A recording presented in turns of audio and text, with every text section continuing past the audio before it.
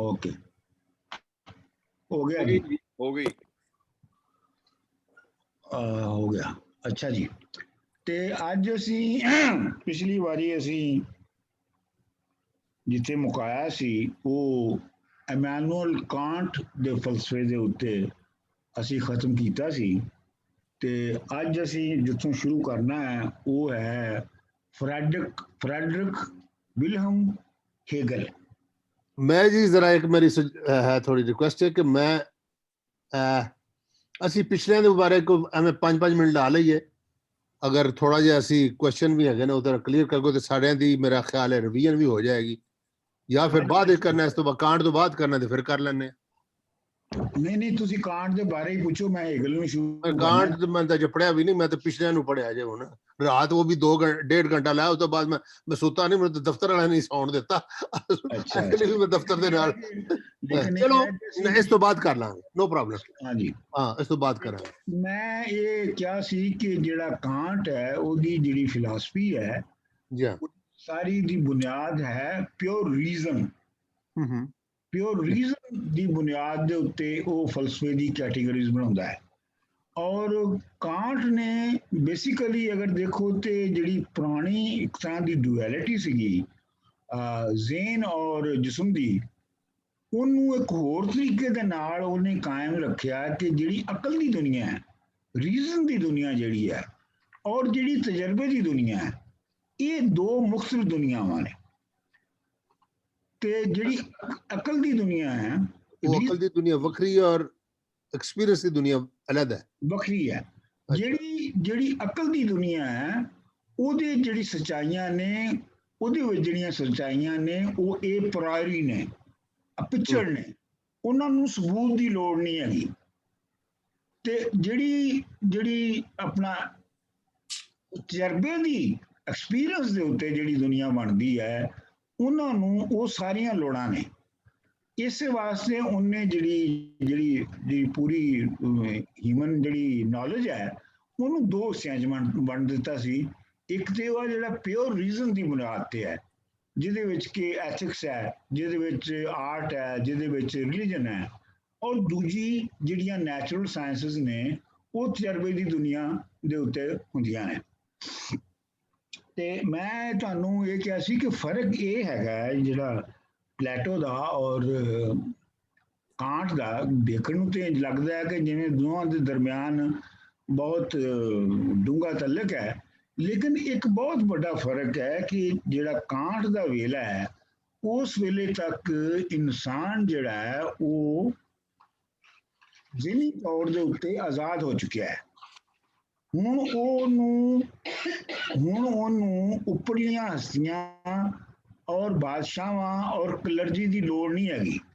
ਜਿਹੜਾ ਪੂਰਾ industrial revolution ਹੈ ਜਾਂ ਜਿਹੜਾ ਕਲਚਰਲ ਰੈਵੋਲੂਸ਼ਨ ਯੂਰਪ 'ਚ 17ਵੀਂ ਸਦੀ ਤੋਂ ਸ਼ੁਰੂ ਹੋਇਆ, ਉਹਦੇ ਵਿੱਚ ਜਿਹੜਾ ਬੰਦਾ ਹੈ ਉਹਦਾ ਜਿਹੜਾ ਸ਼ਊਰ ਹੈ ਉਹ ਇਸ ਲੈਵਲ ਤੇ ਪਹੁੰਚ ਗਿਆ ਕਿ ਬੰਦਾ ਖੁਦ ਆਪਣੇ ਆਪ ਲਈ ਡਿਸਾਈਡ ਕਰ ਸਕਦਾ ਹੈ। ਬੰਦੇ ਨੂੰ ਕਿਸੇ ਬਾਹਰੋਂ ਕਿਸੇ ਹਸਤੀ, ਕਿਸੇ ਵੀ ਅਥਾਰਟੀ ਦੀ ਲੋੜ ਨਹੀਂ ਹੈਗੀ। ਤੇ ਇਹ ਸੰਕਟ ਸੀ। ਤੇ ਮੈਂ ਇਹ ਵੀ ਕਿਹਾ ਸੀ ਕਿ ਸੰਕਟ ਇਹ ਵੀ ਸੀ, ਯਾਨੀ ਕ੍ਰਾਈਸਿਸ ਇਹ ਵੀ ਹੈਗਾ ਸੀਗਾ ਕਿ ਇਹ ਜਿਹੜੀ ਨਵੀਂ ਸੂਰਤ ਆਈ ਹੈ ਇਹਦੇ ਵਿੱਚ ਜਿਹੜੀ ਪੁਰਾਣੀ ਇਖਲਾਕੀਆਤ, ਮਜ਼ਹਬ ਵਗੈਰਾ ਵਗੈਰਾ ਹੈ ਨੇ, ਜਦੋਂ ਬੰਦਾ ਇਹਨਾਂ ਚੋਂ ਆਜ਼ਾਦ ਹੋ ਗਿਆ ਔਰ ਉਹ ਆਜ਼ਾਦੀ ਦੇ ਨਾਲ ਸੋਚਦਾ ਹੈ ਔਰ ਆਜ਼ਾਦੀ ਦੇ ਨਾਲ ਆਪਣੀ ਹਸੀਅਤ ਮੁਕਰਰ ਕਰਦਾ ਹੈ, ਤੇ ਫਿਰ ਇਹ ਜਿਹੜੀ ਬਾਕੀ ਜਿਹੜੀ ਪੁਰਾਣੀ ਇਖਲਾਕੀਆਤ ਤੇ ਪੁਰਾਣੀ ਐਥਿਕਸ ਤੇ ਪੁਰਾਣੀ ਟ੍ਰੈਡੀਸ਼ਨਸ ਨੇ, ਇਹ ਕਿਤੇ ਮੁੱਕ ਤੇ ਨਹੀਂ ਜਾਣਗੀਆਂ। ਤੇ ਮਤਲਬ ਇਹ ਤਜਰਬਾ ਇਹ ਹੋਇਆ ਕਿ ਉਹ ਮੁੱਕੀਆਂ ਨਹੀਂ ਹੈਗੀਆਂ, ਲੇਕਿਨ ਇਹ ਹੈ ਕਿ ਜਿਹੜੀ ਕਾਂਟ ਦੀ ਇਹ ਜਿਹੜੀ ਆਈਡੀਅਲਿਜ਼ਮ ਸੀ ਇਹਦੇ ਵਿੱਚ ਇੱਕ ਬਹੁਤ ਮੁੱਢਲਾ ਫਰਕ ਇਹ ਸੀ ਕਿ ਇਨਸਾਨ ਦੀ ਜਿਹੜੀ ਵਿਲ ਹੈ, ਵਿਸ਼, ਡਿਜ਼ਾਇਰ ਹੈ, ਜਿਹੜੀ ਇਨਸਾਨ ਦੀ ਐਕਟ ਕਰਨ ਦੀ ਜਿਹੜੀ ਪੋਸੀਬਿਲਿਟੀ ਹੈ ਉਹ ਆਜ਼ਾਦ ਹੈ ਕਿਸੇ ਵੀ ਬਾਹਰ ਦੀ ਹਸਤੀ ਤੋਂ। ਖੁਦਾ ਨੂੰ ਮੰਨਦਾ ਸੀ, ਖੁਦਾ ਦੇ ਹੋਣ ਦੇ ਨੇ ਸਬੂਤ ਵੀ ਬਹੁਤ ਦਿੱਤੇ, ਲੇਕਿਨ ਉਹਦੇ ਨਾਲ ਹੁਣ ਖੁਦਾ ਦਾ ਤਸੱਵਰ ਵੀ ਕਾਂਟ ਤੱਕ ਆਉਂਦਿਆਂ ਬਹੁਤ ਬਦਲ ਗਿਆ ਸੀ ਕਿ ਰੱਬ ਵੀ ਹੈਗਾ, ਲੇਕਿਨ ਜਿਹੜਾ ਬੰਦਾ ਹੈ ਉਹ ਵੀ ਆਪਣੀ ਆਜ਼ਾਦ ਹਸੀਅਤ ਦੇ ਵਿੱਚ ਸੋਚ ਰਿਹਾ ਹੈ। इंज समझ लो इस गल। अच्छा, ये जिहड़ी दौड़ सीगी कांट विच, जिहड़ी असली अकली दुनिया दी, यानी अकली अकली अपना अकली संसार दी ते तजर्बे दे संसार दी जिहड़ी दौड़ सी, जिहड़ी डुअलिटी सी, जिहड़ी ਉਹਨੂੰ हेगल ने मुकाता आके। हेगल उस तो बाद आया, कांट तो बाद। अच्छा, हेगल ਜਿਹੜਾ ਹੈ ਉਹਨੇ, ਹੁਣ ਮੈਂ ਤੁਹਾਨੂੰ हेगल ਨੂੰ ਪੜਾਉਣ ਤੋਂ ਪਹਿਲੇ ਮੈਂ ਇੱਕ ਹੋਰ ਗੱਲ ਦੇ ਉੱਤੇ ਚਾਹੁੰਦਾ ਕਿ ਤੁਸੀਂ ਆਪਣੇ ਆਪਣੇ ਸੋਚੋ ਔਰ ਉਹਦੇ ਉੱਤੇ ਵਿਚਾਰ ਕਰੀਏ। ਉਹ ਇਹ ਹੈ ਕਿ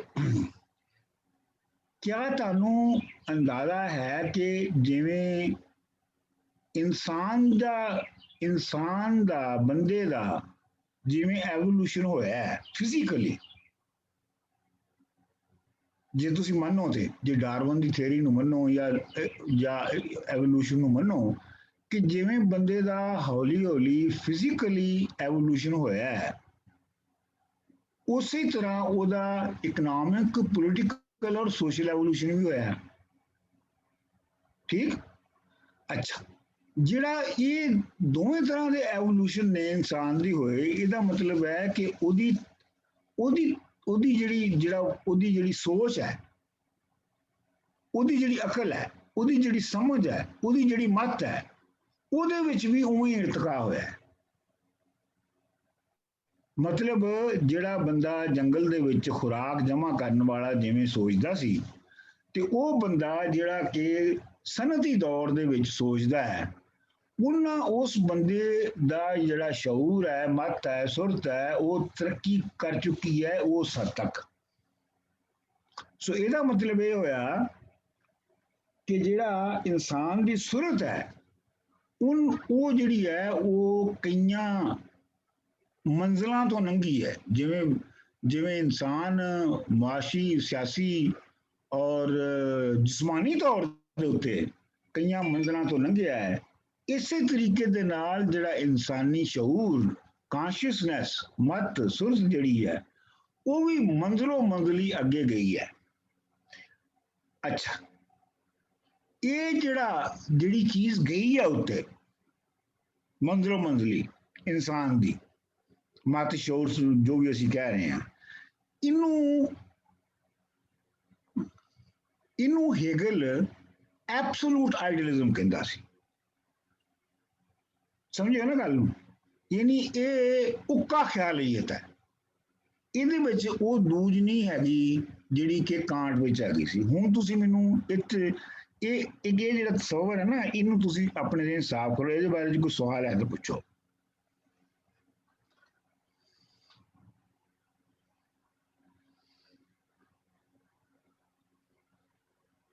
ਜਾਂ ਮੈਂ ਤੁਹਾਨੂੰ ਪੁੱਛਣਾ?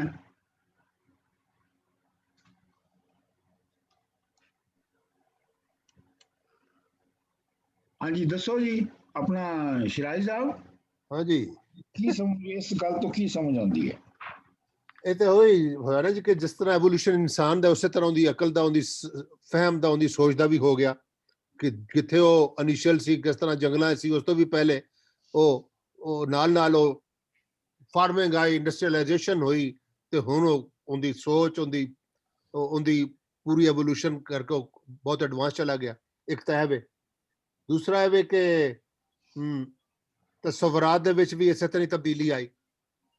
ਬਿਲਕੁਲ ਬਿਲਕੁਲ। ਅੱਛਾ, ਹੁਣ ਮੈਂ ਇਹ ਕਹਿਣਾ ਚਾਹੁੰਦਾ ਕਿ ਇਹ ਜਿਹੜੀ ਜਿਸ ਚੀਜ਼ ਦੇ ਵਿੱਚ ਤਬਦੀਲੀ ਆਈ, ਸਮਝ ਲਓ ਉਹ ਇੱਕ ਲੌਜੀਕਲ ਆਈਡੀਆ ਹੈ, ਜਿਹਦੀ ਇੱਕ ਆਪਣੀ ਫਾਰਮ ਜਿਹੜੀ ਹੈ ਉਹ ਏਨਸ਼ੀਅੰਟ ਪੀਰੀਅਡ 'ਚ ਸੀ, ਇੱਕ ਉਹਦੀ ਫਾਰਮ ਜਿਹੜੀ ਹੈ ਉਸ ਆਈਡੀਆ ਦੀ ਉਹ ਮਿਡੀਵਲ ਪੀਰੀਅਡ ਸੀ, ਫਿਰ ਇੱਕ ਉਹਦੀ ਜਿਹੜੀ ਫਾਰਮ ਹੈ ਉਸ ਆਈਡੀਆ ਦੀ, ਉਸ ਲੌਜੀਕਲ ਆਈਡੀਆ ਦੀ, ਉਹ ਮਾਡਰਨ ਪੀਰੀਅਡ ਦੇ ਵਿੱਚ ਹੈ। ਸੋ ਲਿਹਾਜ਼ਾ ਜਿਹੜਾ ਹੈਗਲ ਹੈ ਉਹ ਸਮਝਦਾ ਹੈ ਕਿ ਇਹ ਇੱਕ ਇਕਾਈ ਹੈ, ਇੱਕ ਯੂਨਿਟ ਹੈ ਲੌਜੀਕਲ ਆਈਡੀਆ ਦਾ, ਜਿਹੜਾ ਕਿ ਸੁਸਾਇਟੀਆਂ ਦੇ ਅੰਦਰ ਮੰਜ਼ਲੋ ਮੰਜ਼ਲੀ ਜਿਹੜਾ ਹੈ ਉਹ ਵੱਧਦਾ ਹੈ। अच्छा जी,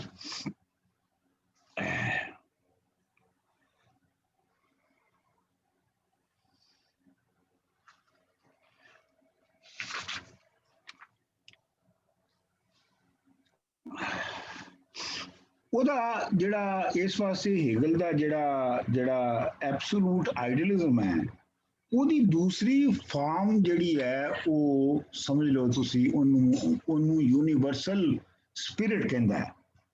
ਕਿ ਜਿਹੜੀ ਯੂਨੀਵਰਸਲ ਸਪਿਰਿਟ ਹੈ ਉਹਦੀ ਹੌਲੀ ਹੌਲੀ ਇਨਸਾਨ ਦੇ ਸ਼ੁਰੂ ਤੋਂ ਲੈ ਕੇ ਤੇ ਉਹਦੇ ਹੈਗਲ ਦੇ ਜ਼ਮਾਨੇ ਤੱਕ ਕਿਵੇਂ ਕਿਵੇਂ ਉਹਦੀ ਵਿੱਚ ਵਧਾ ਹੋਇਆ ਔਰ ਕਿਵੇਂ ਕਿਵੇਂ ਉਹ ਅੱਗੇ ਵਧੀ ਹੈ, ਉਹ ਆਪਣੀ ਮੌਜੂਦਾ ਹਾਲਤ ਵਿੱਚ ਯੂਨੀਵਰਸਲ ਸਪਿਰਿਟ ਜਿਹੜੀ ਹੈ ਉਹ ਕਿਵੇਂ ਆਈ ਹੈ, ਇਹ ਉਹਦਾ ਤਸਵਰ ਹੈ।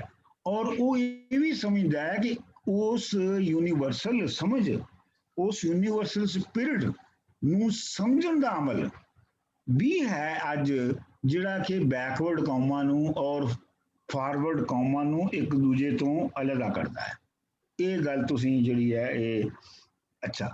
ਹੁਣ ਮਸਲਾ ਇਹ ਹੈ ਜਿਹੜਾ ਅਸੀਂ ਬਾਅਦ ਦੇ ਵਿੱਚ ਜਿੱਤੇ ਹੋਰ ਗੱਲ ਕਰਾਂਗੇ,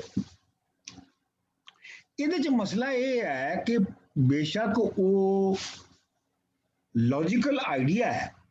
ਯੂਨੀਵਰਸਲ ਸਪਿਰਿਟ ਤੋਂ ਕੀ ਮਤਲਬ ਹੋਇਆ ਤੁਹਾਨੂੰ? ਯੂਨੀਵਰਸਲ ਸਪਿਰਿਟ ਤੋਂ ਮੁਰਾਦ ਉਹੀ ਹੈ ਜਿਹੜਾ ਯੂਨੀਵਰਸਲ ਆਈਡੀਆ ਹੈ। ਆਈਡੀਆ, ਹਾਂਜੀ। ਤੇ ਜਿਹੜਾ ਯੂਨੀਵਰਸਲ ਆਈਡੀਆ ਹੈ ਜਿਹੜਾ ਕਿ ਇਵਾਲਵ ਹੋ ਰਿਹਾ ਹੈ ਥਰੂ ਟਾਈਮ, ਸਵਾਲ ਇਹ ਹੈ ਕਿ ਉਹ ਇਵਾਲਵ ਉਹਦੇ ਅੰਦਰ ਹਰਕਤ ਦੀ ਵਜ੍ਹਾ ਕੀ ਹੈ। ਦੇਖੋ ਨਾ, ਮਿਸਾਲ ਦੇ ਤੌਰ ਤੇ ਕੋਈ ਇੱਕ ਚੀਜ਼ ਖੜੀ ਹੈ, ਕਾਰ ਖੜੀ ਹੈ ਇੱਕ ਜਗ੍ਹਾ ਦੇ ਉੱਤੇ, ਠੀਕ ਹੈ, ਤੇ ਉਹ ਇੱਕ ਜਗ੍ਹਾ ਪੁਆਇੰਟ A ਤੋਂ ਪੁਆਇੰਟ B ਤੱਕ ਕਿਵੇਂ ਜਾਵੇਗੀ? ਉਹਦੇ ਵਿੱਚ ਪੈਟਰੋਲ ਹੈ, ਉਹਦੇ ਵਿੱਚ ਉਹਨੂੰ ਤੁਸੀਂ ਮਸ਼ੀਨ ਨੂੰ ਚਲਾਓਗੇ ਤੇ ਉਹ ਪੁਆਇੰਟ A ਤੋਂ ਪੁਆਇੰਟ B ਤੱਕ ਜਾਏਗੀ ਨਾ, ਠੀਕ ਹੈ ਨਾ। ਹੁਣ ਸਵਾਲ ਇਹ ਹੈ ਕਿ ਜਿਹੜਾ ਯੂਨੀਵਰਸਲ ਆਈਡੀਆ ਹੈ ਜਾਂ ਜਿਹੜੀ ਯੂਨੀਵਰਸਲ ਸਪਿਰਿਟ ਹੈ, ਉਹ ਇੱਕ ਮੰਜ਼ਿਲ ਤੋਂ ਦੂਸਰੀ ਮੰਜ਼ਿਲ ਦੇ ਵਿੱਚ ਕਿਵੇਂ ਜਾਂਦੀ ਹੈ? ਉਹਦੇ ਅੰਦਰ ਕੀ ਚੀਜ਼ ਹੈ ਜਿਹੜੀ ਉਹਨੂੰ ਅੱਗੇ ਵਧਾਉਂਦੀ ਹੈ? ਉਹ ਐਕਸਪੀਰੀਅੰਸ ਹੀ ਹੋ ਸਕਦਾ।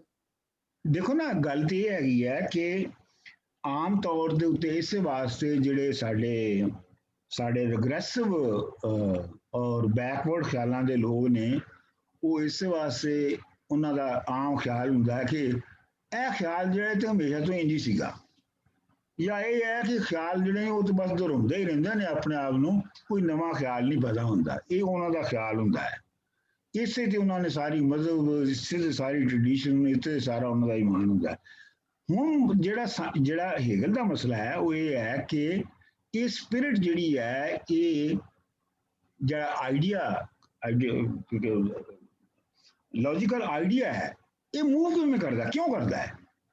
ਤੇ ਇਹਦਾ ਉਹਨੇ ਕਿਹਾ ਕਿ ਜਿਹੜੀ ਇਹ ਇਕਾਈ ਹੈ, ਜਿਹੜਾ ਇਹ ਯੂਨਿਟ ਹੈ, ਇਹ ਅਸਲ ਦੇ ਵਿੱਚ ਯੂਨਿਟ ਨਹੀਂ ਹੁੰਦਾ। ਇਹਦੇ ਅੰਦਰ ਪਾੜ ਹੈ, ਇਹਦੇ ਅੰਦਰ ਕੰਟਰਾਡਿਕਸ਼ਨ ਹੈ, ਇਹਦੇ ਅੰਦਰ ਨੈਗੇਟਿਵ ਔਰ ਪੋਜ਼ਿਟਿਵ ਫੋਰਸਸ ਨੇ।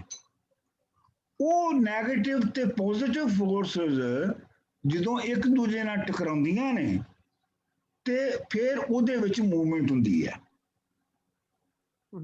ਜਿਵੇਂ ਸਾਇੰਸ ਦੇ ਵਿੱਚ ਮੋਸ਼ਨ ਦਾ ਜਿਹੜਾ ਕਨਸੈਪਟ ਹੈ, ਪੂਰਾ ਤਜ਼ਾਦ ਵਾਲਾ ਫਲਸਫਾ ਹੈ, ਹਾਂਜੀ, ਜਿਹੜਾ ਮੋਸ਼ਨ ਦਾ ਕਨਸੈਪਟ ਹੈ ਫਿਜ਼ਿਕਸ ਦੇ ਵਿੱਚ, ਜਾਂ ਐਟਮ ਦੇ ਵਿੱਚ ਜਿਹੜਾ ਐਟਮ ਦੇ ਵਿੱਚ ਹਰਕਤ ਦਾ ਜਿਹੜਾ ਕਨਸੈਪਟ ਹੈ, ਉਹ ਹੀ ਹੈਗਲ ਜਿਹੜਾ ਹੈ ਉਹ ਲੌਜੀਕਲ ਆਈਡੀਆ ਜਿਹੜਾ ਹੈ ਉਹਨੂੰ ਉਹਦੇ ਵਿੱਚ ਸਮਝ ਰਿਹਾ ਹੈ, ਤੇ ਉਹਨੂੰ ਉਹ ਕਹਿ ਰਿਹਾ ਹੈ ਕਿ ਇਹ ਇੱਕ ਐਬਸੋਲੂਟ ਆਈਡੀਆ ਹੈ ਜਿਹੜਾ ਕਿ ਇੱਕ ਵੇਲੇ 'ਚ ਮੌਜੂਦ ਹੁੰਦਾ ਹੈ। ਫਿਰ ਉਹ ਜਦੋਂ ਉਹਦੇ ਅੰਦਰ ਟੁੱਟ ਭੱਜ ਹੁੰਦੀ ਹੈ ਤੇ ਫਿਰ ਉਹਦੀ ਜਗ੍ਹਾ ਤੇ ਦੂਸਰਾ ਕੋਈ ਹੋਰ ਚੀਜ਼ ਆ ਜਾਂਦੀ ਹੈ, ਔਰ ਉਹ ਜਿਹੜਾ ਪਹਿਲੀ ਉੱਕਾ ਖਿਆਲ ਹੁੰਦਾ ਹੈ ਉਹ ਰਿਡੰਡੈਂਟ ਹੋ ਜਾਂਦਾ ਹੈ। ਉਹਦੀਆਂ ਮਿਸਾਲਾਂ ਦਿਆਂਗਾ ਤੁਹਾਨੂੰ, ਫਿਰ ਤੁਹਾਨੂੰ ਜ਼ਿਆਦਾ ਸਮਝ ਆਏਗੀ। अच्छा देखो जी, ये ਜਿਹੜਾ ਮੰਤਕੀ ਤਸੱਵੁਰ ਹੈ, ਜਿਹੜਾ ਇਹਦਾ ਜਿਹੜਾ ਲੌਜੀਕਲ ਆਈਡੀਆ ਹੈ, ਉਹਦਾ ਜਿਹੜਾ ਐਕਸਪ੍ਰੈਸ਼ਨ ਹੈ ਉਹ ਕਿਵੇਂ ਹੁੰਦਾ ਹੈ? ਉਹ ਕਹਿੰਦਾ ਹੈ ਕਿ ਉਹ ਹੁੰਦਾ ਹੈ ਮਸਲਨ ਬੰਦਿਸ਼ ਤੇ ਆਜ਼ਾਦੀ ਦੇ ਵਿੱਚ, ਯਾਨੀ ਫਰੀडम ਔਰ ਨੈਸੈਸਿਟੀ ਦੇ ਵਿੱਚ ਇੱਕ ਜਿਹੜਾ ਪਾੜ ਹੈ ਜਾਂ ਟਕਰਾਅ ਹੈ,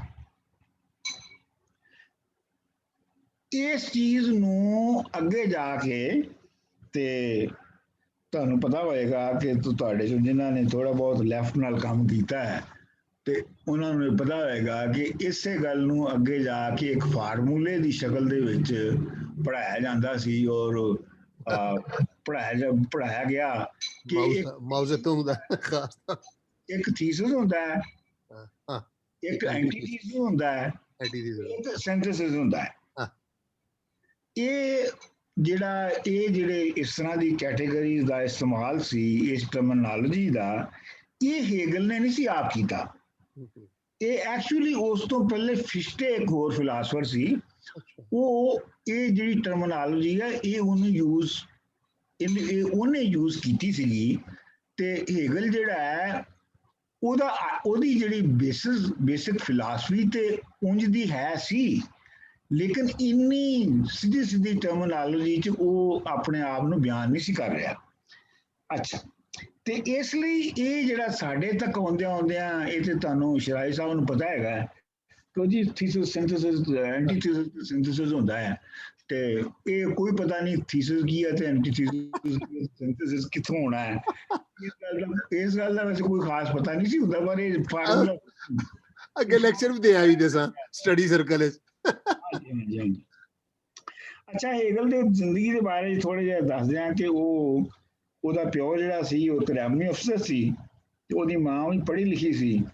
ਤੇ ਜਿਹੜੀ ਅਸਲ ਗੱਲ ਇਹ ਹੈ ਕਿ ਜਦੋਂ ਇਹ ਆਪਣਾ ਇੱਕ ਮਜ਼ਹਬੀ ਸਕੂਲ ਦੇ ਵਿੱਚ ਜਦੋਂ ਦਾਖਲ ਹੋਇਆ ਤੇ ਇਹਦੇ ਜਿਹੜੇ ਰੂਮਮੇਟ ਸਨ ਉਹ ਬੜੇ ਦਿਲਚਸਪ ਸਨ। ਉਹਨਾਂ ਵਿੱਚ ਇੱਕ ਤਾਂ ਸੀ ਫਰੈਡਰਿਕ ਵਿਲਹਮ ਜੋਸਫ ਸ਼ਿਲਿੰਗ, ਤੇ ਦੂਸਰਾ ਸੀ ਫਰੈਡਰਿਕ ਹੋਲਡਰਲਨ। ਜਿਹੜਾ ਹੋਲਡਰਲਨ ਹੈ ਉਹ ਜਰਮਨੀ ਦਾ ਫਿਰ ਸਭ ਤੋਂ ਵੱਡਾ ਸ਼ਾਇਰ ਮੰਨਿਆ ਗਿਆ। ਤੇ ਜਿਹੜਾ ਆਪਣਾ ਸ਼ਿਲਿੰਗ ਸੀ, ਉਹ ਫਲਸਫੀ ਦੇ ਤੌਰ ਤੇ ਉਹ ਬਹੁਤ ਮਸ਼ਹੂਰ ਹੋਇਆ।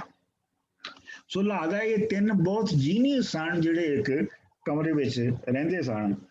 ਤੇ ਆਪਣਾ ਜਦੋਂ ਜਿਹੜਾ ਹੇਗਲ ਹੈ ਇਹਨੂੰ ਮੁਖਤਲਿਫ ਤਰ੍ਹਾਂ ਦੀਆਂ ਨੌਕਰੀਆਂ ਵੀ ਉਹ ਦੋਵੇਂ ਇਹਦੇ ਜਿਹੜੇ ਰੂਮਮੇਟ ਸਨ ਉਹ ਦਿਵਾਉਂਦੇ ਰਹੇ, ਕਿਉਂਕਿ ਪਹਿਲੇ ਉਹਦੇ ਜਿਹੜਾ ਹਮ ਕਮਰਾ ਸੀ ਹੋਲਡਰਲਨ, ਉਹਨੂੰ ਇੱਕ ਸ਼ਰਾਬੀ ਦੇ ਘਰ ਟਿਊਟਰ ਦੀ ਨੌਕਰੀ ਦਵਾ ਦਿੱਤੀ। ਫਿਰ ਜਿਹੜਾ ਸ਼ਿਲਿੰਗ ਸੀ ਦੂਸਰਾ ਉਹਦਾ ਰੂਮਮੇਟ, ਉਹਨੇ ਜੀਨਾ ਯੂਨੀਵਰਸਿਟੀ ਵਿੱਚ ਇਹਨੂੰ ਹੇਗਲ ਨੂੰ ਬਗੈਰ ਤਨਖਾਹ ਦੇ ਲੈਕਚਰਾਰ ਬਣਾ ਦਿੱਤਾ। ਤੁਹਾਨੂੰ ਪਤਾ ਕਿ ਉਸ ਵੇਲੇ ਕਾਂਟ ਵੀ ਤੇ ਹੇਗਲ ਵੀ ਦੋਵੇਂ ਵੀ ਕਈ ਸਾਲ ਬਗੈਰ ਤਨਖਾਹ ਦੇ ਪੜਾਉਂਦੇ ਸਨ। ਪੜਾਉਣ ਦਾ ਮਤਲਬ ਇਹ ਬਗੈਰ ਤਨਖਾਹ ਦੇ ਸੀ ਕਿ ਜਿਹੜੇ ਸਟੂਡੈਂਟ ਨੇ ਉਹਨਾਂ ਦੇ ਜਿਹੜੇ ਆਉਂਦੇ ਸਨ ਉਹਨਾਂ ਕੋਲ ਪੜ੍ਹਨ, ਉਹ ਡਾਇਰੈਕਟਲੀ ਉਹਨਾਂ ਨੂੰ ਪੇ ਕਰਦੇ ਸਨ, ਉਹ ਯੂਨੀਵਰਸਿਟੀ ਨੂੰ ਪੇ ਨਹੀਂ ਸੀ ਕਰਦੇ।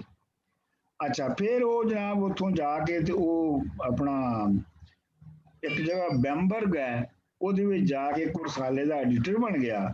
ਫਿਰ ਨਿਰਮਬਰਗ ਜਿਹੜੀ ਬੜੀ ਮਸ਼ਹੂਰ ਜਗ੍ਹਾ ਹੈ ਉੱਥੇ ਜਾ ਕੇ ਉਹ 8 ਸਾਲ ਇੱਕ ਹਾਈ ਸਕੂਲ ਦਾ ਹੈਡਮਾਸਟਰ ਵੀ ਰਿਹਾ। ਹਾਂਜੀ, ਅਖੀਰ ਦੇ ਉੱਤੇ ਉਹ ਹਾਈਡਲਬਰਗ ਯੂਨੀਵਰਸਿਟੀ ਦਾ ਪ੍ਰੋਫੈਸਰ ਬਣ ਗਿਆ। ਤੇ ਲੇਕਿਨ ਉਹਦੀ ਜਿਹੜੀ ਆਖਰੀ ਸਾਰੀ ਉਮਰ ਸੀ ਉਹ ਬਰਲਿਨ ਯੂਨੀਵਰਸਿਟੀ ਦੇ ਪ੍ਰੋਫੈਸਰ ਦੇ ਤੌਰ ਤੇ ਗੁਜ਼ਰੀ।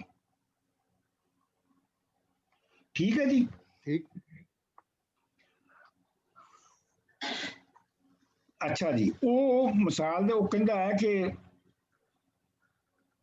ਇਹ ਜਿਹੜਾ ਉੱਕਾ ਖਿਆਲ ਹੈ ਇਹ ਇੱਕ ਬੀਜ ਦੀ ਤਰ੍ਹਾਂ ਹੈ, ਜਿਵੇਂ ਪੌਦੇ ਦਾ ਬੀਜ ਹੁੰਦਾ ਹੈ, ਜਿਵੇਂ ਫਸਲ ਦਾ ਬੀਜ ਹੁੰਦਾ ਹੈ, ਇਹ ਉੱਕਾ ਖਿਆਲ ਵੀ ਉਸੇ ਤਰ੍ਹਾਂ ਹੀ ਹੈ।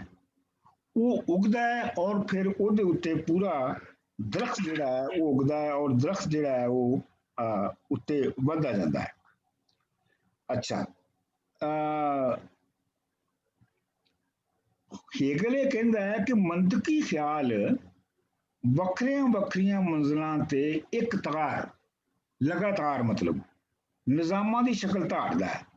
ਇਹਨਾਂ ਵਿੱਚ ਹਰ ਵਿਖਾਲਾ ਉੱਕਾ ਹੁੰਦਾ ਹੈ, ਹਰ ਵਿਖਾਲਾ ਐਬਸੋਲੂਟ ਹੁੰਦਾ ਹੈ। ਇਹ ਮੰਤਕੀ ਖਿਆਲ ਜਦੋਂ ਅਮਲ ਵਿੱਚ ਮੁਜਰਦ ਤੋਂ ਠੋਸ ਬਣਦਾ ਹੈ, ਇਹ ਮੰਤਕੀ ਖਿਆਲ ਜਦੋਂ ਠੋਸ ਵਿੱਚ ਯਾਨੀ ਕੰਕਰੀਟ ਵਿੱਚ, ਜਦੋਂ ਐਬਸਟਰੈਕਟ ਤੋਂ ਜਦੋਂ ਕੰਕਰੀਟ ਬਣਦਾ ਹੈ ਤੇ ਪਹਿਲੇ ਜਿਹੜੇ ਨਿਜ਼ਾਮ ਹੁੰਦੇ ਨੇ ਉਹ ਫਿਰ ਉਹਦੇ ਮੁਕਾਬਲੇ 'ਚ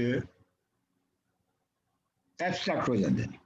ਅੱਛਾ, ਇਹ ਹੁਣ ਇਹ ਜਿਹੜੀ ਜ਼ਰਾ ਇਹ ਬੁਲਾਵੇਦਾਰ ਔਰ ਬੜੀ ਗੱਲ ਹੈ ਤੇ ਇਸ ਵਾਸਤੇ ਇਹਦੀ ਇੱਕ ਮਿਸਾਲ ਜਿਹੜੀ ਹੈ ਉਹ ਸਾਨੂੰ ਇੱਥੇ ਦੇਣੀ ਚਾਹੀਦੀ ਹੈ। ਯਾਨੀ ਮਤਲਬ ਹਰ ਵੇਲੇ ਇੱਕ ਤੇ ਸਮਝੋ ਕਿ ਹਰ ਵੇਲੇ ਇੱਕ ਐਬਸੋਲੂਟ ਆਈਡੀਆ ਉੱਕਾ ਖਿਆਲ ਜਿਹੜਾ ਮੌਜੂਦ ਹੁੰਦਾ ਹੈ, ਠੀਕ, ਤੇ ਉਹਦੀ ਜਿਹੜੀ ਹੈ ਉਹ ਉੱਕਾ ਖਿਆਲ ਜਿਹੜਾ ਹੈ ਉਹ ਜਦੋਂ ਠੋਸ ਸ਼ਕਲ ਇਖਤਿਆਰ ਕਰਦਾ ਹੈ ਤੇ ਫਿਰ ਤਬਦੀਲੀਆਂ ਹੁੰਦੀਆਂ। ਮਿਸਾਲ ਦੇ ਤੌਰ ਤੇ ਜਦੋਂ ਬਾਅਦ ਯੂਰਪ ਦੇ ਵਿੱਚ ਬਾਦਸ਼ਾਹਤ ਦਾ ਜ਼ਮਾਨਾ ਸੀ ਤੇ ਜਿਹੜੀ ਜਮਹੂਰੀਅਤ ਦਾ ਆਈਡੀਆ ਹੈ, ਜਮਹੂਰੀਅਤ ਦਾ ਆਈਡੀਆ, ਡੈਮੋਕ੍ਰੈਟਿਕ ਆਈਡੀਆ ਜਿਹੜਾ ਹੈ ਉਹ ਇੱਕ ਐਬਸੋਲੂਟ ਖਿਆਲ ਸੀ, ਉਹ ਇੱਕ ਲੌਜੀਕਲ ਆਈਡੀਆ ਸੀ। ਉਹ ਉਸ ਵੇਲੇ ਤੱਕ ਅਜੇ ਉਹਨੇ ਆਪਣੀ ਠੋਸ ਸ਼ਕਲ ਇਖਤਿਆਰ ਨਹੀਂ ਕੀਤੀ। ਉਹ ਯਾਨੀ ਮਤਲਬ ਅਜੇ ਤੱਕ ਜਮਹੂਰੀਅਤ ਨਹੀਂ ਆਈ। ਸ਼ਕਲ ਇਖਤਿਆਰ ਨਾ ਕਰਨ ਦਾ ਮਤਲਬ ਹੈ ਕਿ ਅਜੇ ਸੁਸਾਇਟੀ ਦੇ ਵਿੱਚ, ਸਮਾਜ ਦੇ ਵਿੱਚ ਜਿਹੜੀ ਜਮਹੂਰੀ ਜਿਹੜੀ ਸੋਚ ਹੈ, ਥਿੰਕਿੰਗ ਹੈ, ਉਹ ਜੇ ਪ੍ਰਵੇਲ ਨਹੀਂ ਹੋਈ। ਲੇਕਿਨ ਜਦੋਂ ਜਮਹੂਰੀਅਤ ਆ ਗਈ ਤੇ ਜਦੋਂ ਜਮਹੂਰੀਅਤ ਆ ਗਈ ਔਰ ਉਹ ਜਿਹੜਾ ਉੱਕਾ ਖਿਆਲ ਜਿਹੜਾ ਸੀ ਜਮਹੂਰੀਅਤ ਦਾ, ਜਿਹੜਾ ਪਹਿਲੇ ਖਿਆਲ ਦੇ ਤੌਰ ਤੇ ਮੌਜੂਦ ਸੀ, ਉਹ ਜਦੋਂ ਆਪਣੀ ਠੋਸ ਸ਼ਕਲ 'ਚ ਉਹ ਸਾਹਮਣੇ ਆ ਗਿਆ, ਉਹਨੇ ਆਪਣਾ ਵਿਖਾਲਾ ਦੇ ਦਿੱਤਾ ਸੁਸਾਇਟੀ ਦੇ ਵਿੱਚ, ਯਾਨੀ ਜਮਹੂਰੀਅਤ ਆ ਗਈ ਤੇ ਫਿਰ ਜਿਹੜਾ ਉਸ ਤੋਂ ਪਹਿਲੇ ਜਿਹੜਾ ਠੋਸ ਖਿਆਲ ਸੀ ਯਾਨੀ ਬਾਦਸ਼ਾਹਤ, ਉਹ ਹੁਣ ਦੁਬਾਰਾ ਤੋਂ ਐਬਸਟਰੈਕਟ ਹੋ ਗਿਆ। ਉਹਦੀ ਹੁਣ ਕੋਈ ਰੈਲੇਵੈਂਸ ਨਹੀਂ ਰਹੀ। ਇਹ ਗੱਲ ਸਮਝ ਆਈ ਤੁਹਾਨੂੰ?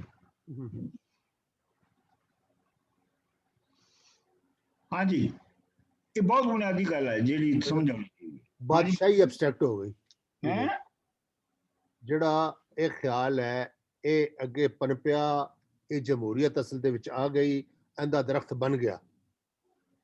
ਯੂ ਮੀਨ ਦੈਟ ਤੇ ਜਿਹੜੀ ਕਿੰਗਡਮ ਸੀ ਉਹਦਾ ਕੀ ਬਣਿਆ? ਉਹ ਮਤਲਬ ਉਹਨੂੰ ਐਬਸਟਰੈਕਟ ਚਲੀ ਗਈ ਹੈ, ਉਹਨੂੰ ਕੀ ਕਹਿ ਸਕਦੇ ਹੋ ਤੁਸੀਂ? ਉਹ ਐਬਸਟਰੈਕਟ ਚਲੀ ਗਈ। ਐਬਸਟਰੈਕਟ ਚਲੀ।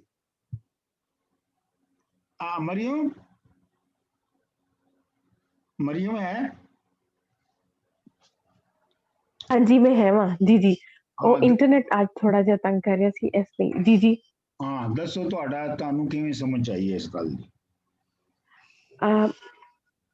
ਮੈਨੂੰ ਇਸੇ ਤਰ੍ਹਾਂ ਸਮਝ ਆਈ ਹੈ ਕਿ ਜਦੋਂ ਇੱਕ ਨਵੀਂ ਵਿਚਾਰਧਾਰਾ ਅਮਲ ਦੇ ਵਿੱਚ ਆਈ ਤੇ ਜਿਹੜੀ ਉਹਦੀ ਜਗ੍ਹਾ ਤੇ ਪੁਰਾਣੀ ਵਿਚਾਰਧਾਰਾ ਜਿਹੜੀ ਪਹਿਲੀ ਅਮਲ ਹੈ ਸੀ ਜਿਹੜੀ ਐਕਸ਼ਨ ਦੇ ਵਿੱਚ, ਉਹ ਐਬਸਟਰੈਕਟ ਹੋ ਗਈ। ਹੁਣ ਇਹਨਾਂ ਦੋਵਾਂ ਨੇ ਇੱਕ ਜਗ੍ਹਾ ਬਦਲ ਲਈ। ਹਾਂ, ਮਤਲਬ ਇਹ ਹੈ ਕਿ ਜਿਹੜੀ ਪਹਿਲੇ ਜਿਹੜੀ ਉੱਠਦੀ ਆ, ਜਿਹੜੀ ਨਵੀਂ ਜੰਮੀ ਵਿਚਾਰਧਾਰਾ ਸੀ, ਉਹ ਪਹਿਲੇ ਆਪਣੇ ਆਪ ਵਿੱਚ ਸਿਰਫ ਇੱਕ ਐਬਸੋਲੂਟ ਆਈਡੀਆ ਸੀ। ਜੀ, ਆਈਡੀਆ ਸੀ। ਉਹਨੇ ਆਪਣੀ ਕੰਕਰੀਟ ਸ਼ਕਲ ਜਿਹੜੀ ਹੈ ਉਹ ਕੰਕਰੀਟ ਸ਼ਕਲ ਦੇ ਨਹੀਂ ਸੀ ਢਲੀ। ਜੀ, ਲੇਕਿਨ ਜਦੋਂ ਉਹ ਆਪਣੀ ਕੰਕਰੀਟ ਸ਼ਕਲ ਦੇ ਵਿੱਚ ਢਲ ਗਈ ਤੇ ਜਿਹੜਾ ਉਸ ਤੋਂ ਪਹਿਲੇ ਜਿਹੜਾ ਐਬਸੋਲੂਟ ਆਈਡੀਆ ਸੀ ਉਹ ਹੁਣ ਐਬਸਟਰੈਕਟ ਹੋ ਗਿਆ, ਯਾਨੀ ਉਹ ਇਰਰੈਲੇਵੈਂਟ ਹੋ ਗਿਆ ਕਿ ਜਮਹੂਰੀਅਤ। ਅੱਛਾ ਜੀ, ਇੱਕ ਤਾਂ ਇਸ ਆਈਡੀਆ ਐਬਸੋਲੂਟ ਆਈਡੀਆ ਦੇ ਵਿੱਚ ਇਹਦੇ ਅੰਦਰ ਤਜ਼ਾਦ ਆਉਂਦੇ ਨੇ, ਮਤਲਬ ਉਹਦੇ ਵਿੱਚ ਤੁਸੀਂ ਕਿਹਾ ਕੰਟਰਡਿਕਸ਼ਨ ਆਉਂਦੀ ਹੈ, ਤਾਂ ਉਹ ਉਹਦੀ ਇੰਟਰਨਲ ਹੈ। ਬਾਹਰ ਦੀ ਕੰਟਰਡਿਕਸ਼ਨ ਦੇ ਨਾਲ ਉਹਦਾ ਕਿਸ ਤਰ੍ਹਾਂ ਤੁਸੀਂ ਰਾਬਤਾ ਕਰਦੇ ਹੋ? मतलब यही जमहूरियत है, नहीं ਉਹਦੀ ਜਿਹੜਾ ਜਮਹੂਰੀਅਤ ਦੇ ਅੰਦਰ ਦੀ ਹਾਂ, ਕੰਟਰਡਿਕਸ਼ਨ ਇਹਨੂੰ ਅੱਗੇ ਪਹੁੰਚਾ ਰਹੀ ਹੈ, ਅੱਗੇ ਲਿਜਾ ਰਹੀ ਹੈ। ਜਿਹੜਾ ਫਰਕ ਹੈ, ਤੁਸੀਂ ਜਿੱਧਰ ਜਾ ਰਹੇ ਹੋ ਮੈਂ ਤੁਹਾਨੂੰ ਉਧਰ ਫਿਲਹਾਲ ਤੁਸੀਂ ਨਾ ਜਾਓ। ਠੀਕ। ਉਹਦੀ ਵਜ੍ਹਾ ਹੈ ਕਿ ਜਿਹੜਾ ਹੇਗਲ ਦਾ ਨਿਜ਼ਾਮ ਹੈ ਉਹਦੇ ਵਿੱਚ ਇਹ ਸਾਰੀ ਜਿਹੜੀ ਕੁਝ ਹੋ ਰਿਹਾ ਹੈ, ਇਹ ਜਿਹੜਾ ਸਾਰੇ ਤਜ਼ਾਦ ਟਕਰਾਅ ਦੇ ਨਤੀਜੇ ਦੇ ਤੌਰ ਤੇ ਜਿਹੜਾ ਇਹ ਐਬਸੋਲੂਟ ਆਈਡੀਆ ਜਿਹੜਾ ਹੈ ਉਹ ਇਵਾਲਵ ਕਰ ਰਿਹਾ ਹੈ, ਠੀਕ ਹੈ, ਅੱਗੇ ਵਧ ਰਿਹਾ ਹੈ। ਇਹ ਸਿਰਫ ਖਿਆਲਾਂ ਦੀ ਦੁਨੀਆ ਵਿੱਚ ਹੋ ਰਿਹਾ ਹੈ ਜੀ, ਠੀਕ। ਔਰ ਹਰ ਕੌਮ ਔਰ ਹਰ ਨਸਲ ਦੇ ਅੰਦਰ ਇਹ ਇੰਜ ਹੀ ਹੁੰਦਾ ਹੈ। ਇਸੇ ਵਾਸਤੇ ਹੇਗਲ ਇਹ ਵੀ ਕਹਿੰਦਾ ਹੈ ਕਿ ਉਹ ਮਸਲਨ ਚੀਨ ਦੇ ਉੱਤੇ ਤਨਕੀਦ, ਚੀਨ ਦੇ ਉੱਤੇ ਕ੍ਰਿਟਿਸਿਜ਼ਮ ਉਹ ਕਰਦਾ ਚੀਨੀ ਫਲਸਫੇ ਦੇ ਉੱਤੇ, ਤੇ ਉਹ ਕਹਿੰਦਾ ਕਿ ਚੀਨੀ ਫਲਸਫਾ ਜਿਹੜਾ ਹੈ ਉਹ ਹਿਸਟੋਰੀਕਲ ਹੈ, ਯਾਨੀ ਮਤਲਬ ਉਹ ਤਾਰੀਖੀ ਨਹੀਂ ਹੈ। ਉਹ ਜਿੱਥੋਂ ਚੱਲਿਆ ਸੀ ਉੱਥੇ ਹੀ ਘੁੰਮ ਰਿਹਾ ਹੈ, ਇਹ ਮਤਲਬ ਹੈ ਉਹਦਾ ਕਹਿਣ ਦਾ। ਤੇ ਚੂੰਕਿ ਉਹ ਉੱਥੇ ਹੀ ਘੁੰਮ ਰਿਹਾ ਹੈ, ਇਸ ਵਜ੍ਹਾ ਤੋਂ ਉਹਦੇ ਵਿੱਚ ਉਹ ਡਾਇਨਾਮਿਜ਼ਮ ਜਾਂ ਉਹ ਐਬਸੋਲੂਟ ਆਈਡੀਆ ਦੀ ਉਹ ਐਵੋਲੂਸ਼ਨ ਨਹੀਂ ਹੋਈ ਜਿਹੜੀ ਕਿ ਹੋਣੀ ਚਾਹੀਦੀ ਸੀ। ਲਿਹਾਜ਼ਾ ਉਹਨਾਂ ਨੂੰ ਮਸਲਨ ਚੀਨੀ ਫਲਸਫੇ ਨੂੰ ਜਾਂ ਇਸ ਤਰ੍ਹਾਂ ਦੇ ਉਹ ਬਿਲਕੁਲ ਕੰਟੈਂਪਚੁਅਸਲੀ ਬੜੀ ਨਫ਼ਰਤ ਦੇ ਨਾਲ ਉਹ ਨਿਗੇਟ ਕਰਦਾ ਹੈ। ਔਰ ਉਹ ਇਹ ਸਮਝਦਾ ਹੈ ਕਿ ਜਿਹੜੀ ਜਰਮਨ ਕੌਮ ਹੈ ਉਹਦੇ ਵਿੱਚ ਇਹ ਜਿਹੜਾ ਐਬਸੋਲੂਟ ਆਈਡੀਆ ਹੈ ਇਹ ਡਾਇਨਾਮਿਕ ਹੈ, ਔਰ ਇਹਦਾ ਜਿਹੜਾ ਸ਼ਊਰ ਹੈ ਉਹ ਜਿਹੜਾ ਉਹਦਾ ਸ਼ਊਰ ਹੈ ਉਹ ਕੌਮ ਦੇ ਵਿੱਚ ਮੌਜੂਦ ਹੈ। ਸਰ ਜੀ ਇਹ ਦੱਸੋ ਕਿ ਐਬਸੋਲੂਟ ਜਿਹੜਾ ਲਫ਼ਜ਼ ਤੁਸੀਂ ਯੂਜ਼ ਕਰਦੇ ਹੋ, ਇਹਦਾ ਮੈਨੂੰ ਤੇ ਮਤਲਬ ਇਹ ਲੱਗਦਾ ਹੈ ਕਿ ਇਹਦਾ ਮਤਲਬ ਹੈ ਕਿ ਇਹਦਾ ਕੋਈ ਰਿਐਲਿਟੀ ਨਾਲ ਤਾਲੁਕ ਨਹੀਂ ਹੈ, ਕਿਉਂਕਿ ਰਿਐਲਿਟੀ ਦੇ ਨਾਲ ਚੀਜ਼ ਬਹੁਤ ਪ੍ਰੈਕਟੀਕਲ ਹੁੰਦੀ ਹੈ। ਐਬਸੋਲੂਟ ਦਾ ਮਤਲਬ ਹੈ ਕਿ ਆਈਡੀਅਲ ਜਿਹਾ ਹੈ। ਇਹੋ ਤੇ ਕਹਿ ਰਹੇ ਹਾਂ। ਨਹੀਂ, ਮੈਂ ਕਨਫਰਮ ਕਰ ਰਿਹਾ ਸੀ। ਐਬਸੋਲੂਟ ਦਾ ਵੈਸੇ ਤਾਂ ਮਤਲਬ ਇਹ ਹੈ ਕਿ ਜੇ ਐਬਸੋਲੂਟ ਦਾ ਵੈਸੇ ਅਗਰ ਤੁਸੀਂ ਡੈਫੀਨੇਸ਼ਨ ਕਰੋ ਤੇ ਐਬਸੋਲੂਟ ਦਾ ਮਤਲਬ ਇਹ ਹੈਗਾ ਕਿ ਜਿਹਦੀ ਕੋਈ ਹੋਰ ਮਿਸਾਲ ਨਹੀਂ ਹੈ, ਜੀ, ਠੀਕ। ਜਿਹਨੂੰ ਰੈਪਲੀਕੇਟ ਨਹੀਂ ਕੀਤਾ ਜਾ ਸਕਦਾ। ਲੇਕਿਨ ਇਹਨੂੰ ਗੈਰ ਹਕੀਕੀ ਤੇ ਨਹੀਂ ਕਿਹਾ ਜਾ ਸਕਦਾ। ਮਤਲਬ ਇਹ ਹੈ ਕਿ ਇਹ ਤੇ ਦੇਖੋ ਨਾ, ਗੱਲ ਇਹ ਹੈਗੀ ਹੈ ਕਿ ਅਸੀਂ ਜਿਹੜੇ ਫਲਸਫੇ ਦੇ ਵਿੱਚ ਜਿਹੜੀ ਅਸੀਂ ਫਲਸਫਾ ਪੜ੍ਹ ਰਹੇ ਹਾਂ ਔਰ ਜਿਸ ਫਲਸਫੇ ਨੂੰ ਅਸੀਂ ਜਿਸ ਤਰੀਕੇ ਦੇ ਨਾਲ ਪੜ੍ਹ ਰਹੇ ਹਾਂ ਉਹਦੇ ਵਿੱਚ ਬੇਸਿਕਲੀ ਤੇ ਜਿਹੜਾ ਫਲਸਫੀ ਹੈ ਉਹ ਇੱਕ ਸੋਚ ਦਾ, ਫਿਕਰ ਦਾ, ਥਿੰਕਿੰਗ ਦਾ, ਅਕਲ ਦਾ ਇੱਕ ਸਟਰਕਚਰ ਬਣਾ ਰਿਹਾ ਹੈ। ਹਾਂ, ਦੈਟ ਇਜ਼ ਟਰੂ ਜੀ। ਉਸ ਸਟਰਕਚਰ ਬਣਾ ਕੇ ਉਸ ਸਟਰਕਚਰ ਦੇ ਥਰੂ ਫਿਰ ਉਹ ਤੁਹਾਨੂੰ ਦੱਸਣਾ ਚਾਹੁੰਦਾ ਹੈ ਕਿ ਦੁਨੀਆ ਦੇ ਵਿੱਚ ਕੀ ਹੋਇਆ ਜਾਂ ਕੀ ਹੋ ਰਿਹਾ ਹੈ। ਹੁਣ ਇਹ ਜਿਹੜਾ ਸਟਰਕਚਰ ਉਹਨੇ ਬਣਾਇਆ ਹੈ ਇਹ ਕੋਈ ਸਟਰਕਚਰ ਨੈਚੁਰਲ ਸਾਇੰਸ ਦਾ ਸਟਰਕਚਰ ਤੇ ਹੈ ਨਹੀਂ ਹੈ। ਜਿਵੇਂ ਫਿਜ਼ਿਕਸ ਦੇ ਰੂਲਸ ਨੇ, ਵੈਰੀਫਾਈਏਬਲ ਨੇ ਜਾਂ ਰਿਫਿਊਟੇਬਲ ਨੇ, ਉਂਝ ਤੇ ਹੈ ਨਹੀਂ ਹੈ। ਲੇਕਿਨ ਥਿੰਕਿੰਗ ਦੇ ਹੈਗੇ ਨਾ, ਸੋਚਦੇ ਹੈਗੇ। ਹਾਂ, ਤੇ ਜਿਹੜਾ ਹੇਗਲ ਦਾ ਜਿਹੜਾ ਅਸੀਂ ਜਦੋਂ ਮਾਰਕਸ ਤੇ ਆਵਾਂਗੇ ਤੇ ਫਿਰ ਉਹ ਗੱਲ ਹੋਏਗੀ ਜਿਹੜੀ ਤੁਸੀਂ ਕਰਨਾ ਚਾਹੁੰਦੇ ਹੋ। ਲੇਕਿਨ ਇਹ ਜਿਹੜਾ ਐਬਸੋਲੂਟ ਆਈਡੀਆ ਹੈ ਇਹ ਜਿਵੇਂ ਇਹਦਾ ਮਤਲਬ ਇਹ ਹੈ ਕਿ ਇੱਕ ਵੇਲੇ 'ਚ ਉਹਦੇ ਹੀ ਕਾਬੂ ਵਿੱਚ ਹੁੰਦੀ ਹੈ ਸਾਰੀ ਸੁਸਾਇਟੀ। ਮਤਲਬ ਜਦੋਂ ਬਾਦਸ਼ਾਹਤ ਸੀ ਤੇ ਹਰ ਅਕਲਮੰਦ ਬੰਦਾ ਇਹ ਸਮਝਦਾ ਸੀ ਕਿ ਬਾਦਸ਼ਾਹ ਜਿਹੜੀ ਬਾਦਸ਼ਾਹਤ ਹੈ ਉਹ ਸਭ ਤੋਂ ਜ਼ਿਆਦਾ ਨੇਚਰਲ ਚੀਜ਼ ਹੈ। ਹਾਊਸ ਵਗੈਰਾ ਸਾਰੇ ਨੇ ਉਹਨਾਂ ਦੀ ਸਾਰੀ ਬਹਿਸ ਇਹ ਸੀ ਕਿ ਬਾਦਸ਼ਾਹ ਜਿਹੜੀ ਹੈ ਉਹ ਨੈਚੁਰਲ ਹੈ ਔਰ ਜਮਹੂਰੀਅਤ ਜਿਹੜੀ ਹੈ, ਡੈਮੋਕ੍ਰੇਸੀ ਜਿਹੜੀ ਹੈ ਉਹ ਅਨਨੈਚੁਰਲ ਫਿਨੋਮੇਨਾ ਹੈ। ਔਰ ਜਦੋਂ ਬਾਦਸ਼ਾਹ ਟੁੱਟ ਕੇ ਜਦੋਂ ਡੈਮੋਕ੍ਰੇਸੀ ਕਿ ਸੋਸਾਇਟੀ ਦੇ ਵਿੱਚ ਬਹੁਤ ਵੱਡਾ ਕ੍ਰਾਈਸਿਸ ਪੈਦਾ ਹੋ ਜਾਏਗਾ। ਔਰ ਉਹਨਾਂ ਦੀ ਲੌਜਿਕ ਸੀ ਕਿ ਨਾ ਸਿਰਫ ਇਹ ਹੋਏਗਾ ਬਲਕਿ ਫਾਸ਼ਿਜ਼ਮ ਆ ਜਾਏਗੀ। ਠੀਕ, ਅੱਛਾ, ਹੁਣ ਮੈਂ ਇਹ ਕਹਿ ਰਿਹਾ ਕਿ ਆਪਣਾ ਜਿਹੜਾ ਹੈਗਲ ਹੈ ਉਹਦਾ ਜਿਹੜਾ ਐਬਸੋਲੂਟ ਆਈਡੀਆ ਔਰ ਉਹਦੀ ਐਬਸੋਲੂਟ ਆਈਡੀਆ ਦੇ ਅੰਦਰ ਜਿਹੜੇ ਜਿਹੜੇ ਜਿਹੜੇ ਨੈਗੇਟਿਵ ਤੇ ਪੋਜ਼ਿਟਿਵ ਜਿਹੜੇ ਇੱਕੋ ਖਿਆਲ ਤੇ ਉਹਨੂੰ ਉਹਦਾ ਠੋਸ ਹੋਣਾ ਤੇ ਅੱਗੇ ਵਧਣਾ ਤੇ ਆਪਣਾ ਹੈਗਲ ਜਿਹੜਾ ਹੈ ਇਹਦੇ ਉੱਤੇ ਵੀ ਇੱਕ ਜੈਕਬ ਬੂਹਮੀ ਸੀ, ਸੂਫੀ ਮਿਸਟਿਕ ਸੀਗਾ ਜਰਮਨ, ਉਹਦੀਆਂ ਲਿਖਤਾਂ ਦਾ ਵੀ ਇਹਦੇ ਤੇ ਬਹੁਤ ਅਸਰ ਹੈ।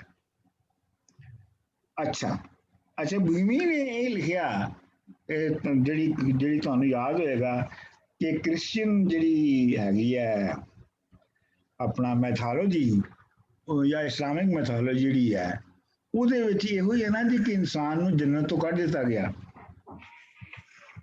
ਇਨਸਾਨ ਜੰਨਤ ਤੋਂ ਇਹੋ ਹੀ ਹੈ ਨਾ ਜੀ। ਜੀ ਬਿਲਕੁਲ। ਤੇ ਜਿਹੜਾ ਬੂਹਮੀ ਹੈ ਉਹਦਾ ਇਹ ਕਹਿਣਾ ਸੀ ਕਿ ਇਨਸਾਨ ਦਾ ਅਸਲ ਵਿੱਚ ਜੰਨਤ ਤੋਂ ਡਿੱਗਣਾ ਸੰਸਾਰ ਦੇ ਵਧਾਲ ਹੀ ਜ਼ਰੂਰੀ ਸੀ,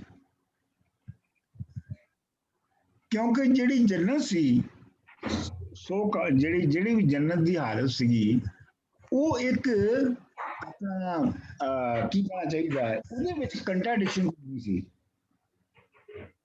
ਇਸ ਵਾਸਤੇ ਉਹਦੇ ਚ ਵਧਾਵ ਨਹੀਂ ਸੀ ਹੋ ਸਕਦਾ। ਬਾਈ ਦਾ ਵੇ ਤੁਹਾਨੂੰ ਮੈਂ ਇਹ ਵੀ ਦੱਸ ਦਿਆਂ ਕਿ ਅਲਾਮਾ ਇਕਬਾਲ ਦੀ ਨੇ ਵੀ ਇਹ ਕਨਸੈਪਟ ਲੈ ਕੇ ਐਗਜ਼ੈਕਟਲੀ ਐਵੇਂ ਕਿਹਾ ਹੈ ਕਿ ਜਿਹੜੀ ਜੰਨਤ ਤੋਂ ਨਿਕਲਣਾ ਸੀ ਇਨਸਾਨ ਦਾ, ਉਹਦਾ ਮਤਲਬ ਇਹ ਸੀ ਕਿ ਇਨਸਾਨ ਨੇ ਦੇ ਵਿੱਚ ਨਾ ਕਹਿਣ ਦੀ ਜ਼ਰੂਰਤ ਪੈਦਾ ਹੋ ਗਈ ਹੈ। ਇਨਸਾਨ ਜਿਹੜਾ ਹੈ ਉਹਨੇ ਗੰਦਮ ਦਾ ਦਾਣਾ ਖਾ ਕੇ ਜਾਂ ਸੇਬ ਖਾ ਕੇ ਜਾਂ ਜੋ ਵੀ ਉਹਨੇ ਕੀਤਾ ਜਿਸ ਵੇਲੇ ਤੋਂ ਉਹਨੂੰ ਕੱਢਿਆ ਗਿਆ, ਉਹਨੇ ਹੁਕਮ ਅਦੂਲੀ ਕੀਤੀ ਆਪਣੇ ਬਣਾਉਣ ਵਾਲੇ ਦੀ, ਯਾਨੀ ਮਤਲਬ ਉਹਨੇ ਉਹਦੇ ਸਾਹਮਣੇ ਨਾ ਕਰ ਦਿੱਤੀ। ਤੇ ਇਹ ਜਿਹੜੀ ਨਾ ਕਰਨ ਦੀ ਇਨਸਾਨ ਦੀ ਜਿਹੜੀ ਇਨਸਾਨ ਦੇ ਵਿੱਚ ਤਾਕਤ ਹੈ, ਤੇ ਇਹ ਤਾਕਤ ਹੈ ਜਿਹਦੇ ਨਾਲ ਕਿ ਫਿਰ ਬਾਅਦ ਦੀ ਸਾਰੀ ਇਨਸਾਨ ਦੀ ਸਾਰੀ ਜਿਹੜੀ ਤਰੱਕੀ ਹੈ ਉਹਦਾ ਤਲਕ ਇਸ ਨਾ ਕਹਿਣ ਦੇ ਨਾਲ ਹੈ। ਅੱਛਾ, ਲੇਕਿਨ ਇਹ ਹੈ ਕਿ ਉਹ ਆਪਣਾ ਹੈਗਲ ਕਹਿੰਦਾ ਸੀਗਾ ਕਿ ਸਮਾਜ ਜਿਹੜਾ ਹੈ, ਪੂਰੇ ਦੁਨੀਆ ਦਾ ਜਿਹੜਾ ਸਮਾਜ ਹੈ ਉਹ ਕਲਚਰ ਵਿੱਚ ਟਕਰਾਅ ਤੇ ਖਿਚਾਅ ਇਹਨਾਂ ਸਾਰੀਆਂ ਚੀਜ਼ਾਂ ਭਰਿਆ ਹੋਇਆ ਹੈ। ਇੱਥੇ ਅੰਦਰ ਲੈ ਲਿਆਉਂਦਾ ਬਾਹਰ ਲੈ ਲਿਆਉਂਦਾ ਟਕਰਾਅ ਹੈ, ਜ਼ੇਨ ਦਾ ਯਾਨੀ ਬੰਦੇ ਦੇ ਬ੍ਰੇਨ ਦਾ ਤੇ ਨੇਚਰ ਦਾ ਆਪਸ ਚ ਟਕਰਾਅ ਹੈ, ਤੇ ਫਿਰ ਨੇਚਰ ਦੇ ਨਾਲ ਬੰਦੇ ਦੀ ਜਿਹੜੀ ਹੈ ਉਹ ਏਲੀਨੇਸ਼ਨ ਹੈ। ਇਹ ਸਾਰੇ ਚੀਜ਼ਾਂ ਨੇ। ਉਹਦਾ ਜਿਹੜਾ ਸਾਰਾ ਸੀ ਜਿਹੜੇ ਉਹ ਚਾਹੁੰਦਾ ਸੀ ਕਿ ਇਹਨਾਂ ਸਾਰਿਆਂ ਨੂੰ ਇੱਕ ਇੱਕ ਇੱਕ ਇੱਕ ਆਪਣਾ ਫਿਲੋਸਾਫੀਕਲ ਸਿਸਟਮ ਦੇ ਵਿੱਚ, ਸਿੰਪਲਿਕ ਫਿਲੋਸਾਫੀਕਲ ਸਿਸਟਮ ਦੇ ਵਿੱਚ ਇਹਨੂੰ ਇਸ ਬਿਆਨ ਕਰ ਦਵੇ। ਉਹ ਇਹ ਜਿਹੜਾ ਇਸ ਤਰ੍ਹਾਂ ਬਿਆਨ ਕਰਨ ਦਾ ਸੀ ਨਾ ਜਿਹੜਾ ਇਨਕਲੀਨੇਸ਼ਨ ਸੀ, ਇਹ ਵੀ ਬਹੁਤ ਬੜੀ ਹੱਦ ਤੱਕ ਸਾਇੰਸ ਵਿੱਚੋਂ ਆਈ ਸੀ। ਮਿਸਾਲ ਦੇ ਤੌਰ ਤੇ ਅਗਰ ਤੁਸੀਂ ਆਪਣਾ ਲਾ ਆਫ ਗ੍ਰੈਵਿਟੇਸ਼ਨ ਦੇਖੋ ਤੇ ਲਾ ਆਫ ਗ੍ਰੈਵਿਟੇਸ਼ਨ ਜਿਹੜਾ ਹੈ ਉਹ ਸਿੰਪਲੈਸਟ ਵੇ ਹੈਗਾ ਚੀਜ਼ਾਂ ਦੇ ਡਿੱਗਣ ਨੂੰ ਐਕਸਪਲੇਨ ਕਰਨ ਦਾ। ਚੀਜ਼ਾਂ ਤੋਂ ਮੁਰਾਦ ਕੁਝ ਵੀ ਹੋ ਸਕਦੀਆਂ ਨੇ, ਉਹ ਪਤਾ ਵੀ ਹੋ ਸਕਦਾ ਹੈ, ਉਹ ਬਿਜਲੀ ਵੀ ਹੋ ਸਕਦੀ ਹੈ, ਕੁਝ ਵੀ ਹੋ ਸਕਦਾ ਹੈ। ਉਹ ਡੇਗਣ ਦਾ ਵੀ ਸਬਬ ਹੈ ਤੇ ਸਾਰੀ ਦੁਨੀਆ ਨੂੰ ਇਕੱਠਾ ਰੱਖਣ ਦਾ ਵੀ ਸਬਬ ਹੈ। ਮਤਲਬ ਇਹ ਹੈ ਕਿ ਇੱਕ ਸਿੰਪਲ ਜਿਹੜੀ ਇੱਕ ਸਿੰਪਲ ਅਸੂਲ ਹੈ ਜਿਹਦੇ ਤਹਿਤ ਇੰਨੀ ਵੱਡੀ ਵੇਰੀ ਟਾਈਪ ਦੀ ਜਿਹੜੀ ਸੰਸਾਰ ਦੇ ਵਿੱਚ ਹੋ ਰਹੀ ਸੀ, ਉਹਨੂੰ ਇੱਕ ਸਿੰਪਲ ਗ੍ਰੈਵਿਟੇਸ਼ਨ ਦੇ ਕਨਸੈਪਟ ਦੇ ਵਿੱਚ ਉਹਨੂੰ ਸਮਝ ਲਿੱਤਾ ਗਿਆ।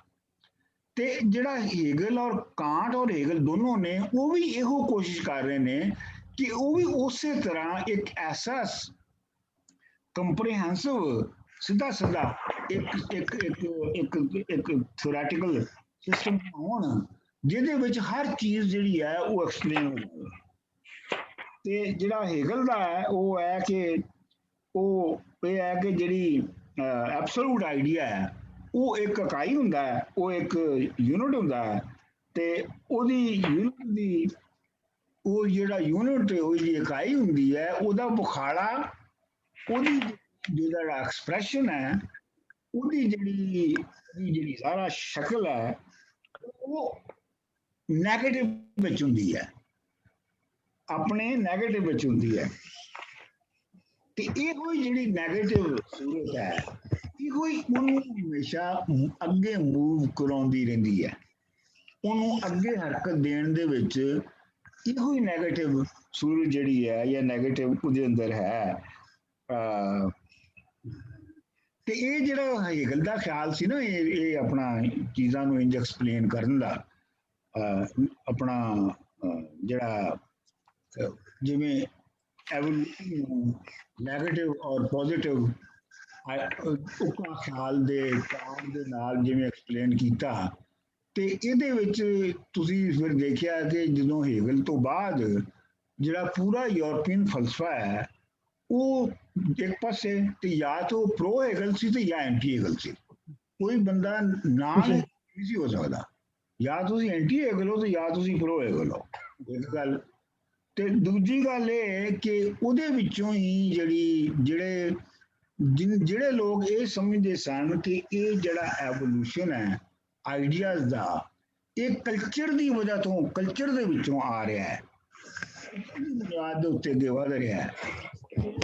ਲੋਕ ਜਿਹੜੇ ਸਨ ਉਹ ਸਮਝ ਲਓ ਕਿ ਉਹ ਫਿਲਾਸਫੀ ਦੇ ਕੰਜ਼ਰਵੇਟਿਵ ਸਕੂਲਸ ਦੇ ਵਿੱਚ ਉਭਰੇ, ਲੇਕਿਨ ਜਿਹੜੇ ਦੂਜੇ ਪਾਸੇ ਸਨ, ਜਿਵੇਂ ਕਾਰਲ ਮਾਰਕਸ ਸੀਗਾ, ਜਿਹੜੇ ਲੈਫਟ ਵਾਲੇ ਸਨ, ਉਹਨਾਂ ਨੇ ਕਿਹਾ ਕਿ ਜੀ ਇਹ ਜਿਹੜਾ ਪਾੜ ਹੈ, ਜਿਸ ਪਾੜ ਦੀ ਹੈਗਲ ਗੱਲ ਕਰ ਰਿਹਾ ਹੈ, ਇਹ ਪਾੜ ਅਸਲ ਦੇ ਵਿੱਚ ਸਿਰਫ ਵਿਚਾਰਾਂ ਦਾ ਪਾੜ ਨਹੀਂ ਹੁੰਦਾ, ਇਹ ਜਿਹੜਾ ਹੈ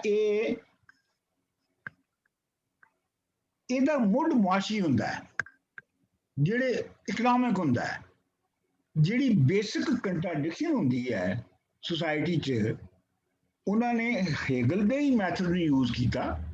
ਮੈਥਡ ਜਿਹੜਾ ਉਹਦੀ ਮੈਥਡੋਲੋਜੀ ਉਹਦੀ ਹੈ ਸੀ ਆਪਣਾ ਇਵਾਲਵ ਹੋਣ ਨੂੰ ਐਕਸਪਲੇਨ ਕਰਨ ਦੀ, ਮਾਰਕਸ ਵਗੈਰਾ ਨੇ ਵੀ ਉਹਦੀ ਮੈਥਡੋਲੋਜੀ ਨੂੰ ਯੂਜ਼ ਕੀਤਾ, ਔਰ ਉਹਦੀ ਮੈਥਡੋਲੋਜੀ ਨੂੰ ਯੂਜ਼ ਕਰਦਿਆਂ ਹੋਇਆਂ ਉਹਨਾਂ ਨੇ ਉਹ ਮੈਥਡੋਲੋਜੀ ਜਿਹੜੀ ਹੈ ਉਹ ਮਟੀਰੀਅਲ ਇਕਨੋਮਿਕ ਵਰਡ ਜਿਹੜੀ ਹੈ ਉਹਦੇ ਥਰੂ ਉਹਨੂੰ ਐਕਸਪਲੇਨ ਕੀਤਾ।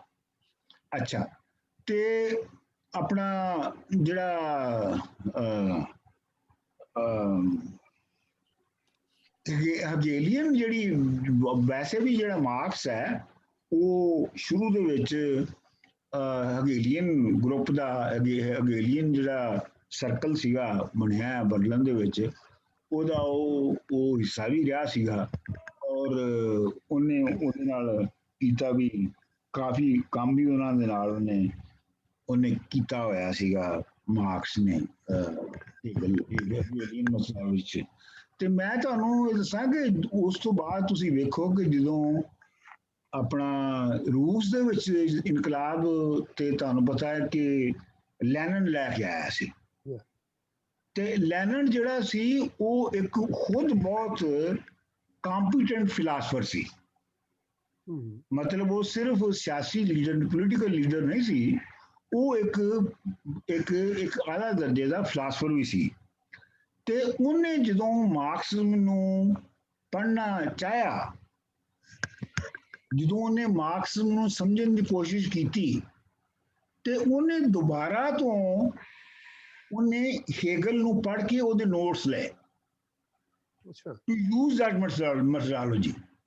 ਜਿਹੜੇ ਲੈਨਨ ਦੇ 54 ਕਲੈਕਟਡ ਵਰਕਸ ਨੇ ਨਾ, ਉਹਨਾਂ ਦੇ ਵਿੱਚ ਜਿਹੜਾ ਵਾਲੀਅਮ 38 ਹੈ, ਵਾਲੀਅਮ 38 ਜਿਹੜਾ ਹੈਗਾ ਉਹ ਲੈਨਨ ਦੇ ਉਹ ਨੋਟਸ ਨੇ ਜਿਹੜੇ ਉਹਨੇ ਹੈਗਲ ਨੂੰ ਪੜ੍ਹ ਕੇ ਲਏ ਸਨ।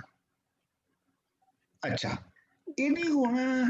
ਇਹਦੀ ਹੁਣ ਜਿਹੜੀ ਪ੍ਰੈਕਟੀਕਲ ਜਿਹੜੀ ਮਤਲਬ ਸਾਡੇ ਔਰ ਤੁਹਾਡੇ ਲਈ ਇਹਦੀ ਜਿਹੜੀ ਇੰਪੋਰਟੈਂਸ ਹੈ ਉਹ ਇਹ ਹੈਗੀ ਹੈ ਕਿ ਅਸੀਂ ਜਿਵੇਂ ਫਾਰਮੂਲਾ ਬਣਾ ਕੇ ਤੇ ਅਸੀਂ ਜਿਵੇਂ ਸਮਝਣ ਦੀ ਕੋਸ਼ਿਸ਼ ਕੀਤੀ ਹੈ ਕਾਇਨਾਤ ਨੂੰ, ਐਵੇਂ ਫਾਰਮੂਲੇ ਦੇ ਨਾਲ ਥੀਸਿਸ ਐਂਟੀਥੀਸਿਸ ਸਿੰਥੇਸਿਸ, ਇਹ ਪੂਰੀ ਮੈਥਡੋਲੋਜੀ ਨਹੀਂ ਹੈਗੀ। ਜਿਹੜੀ ਹegelian ਮੈਥਡੋਲੋਜੀ ਹੈ ਉਹ ਬਹੁਤ ਵਾਸਟ ਹੈ।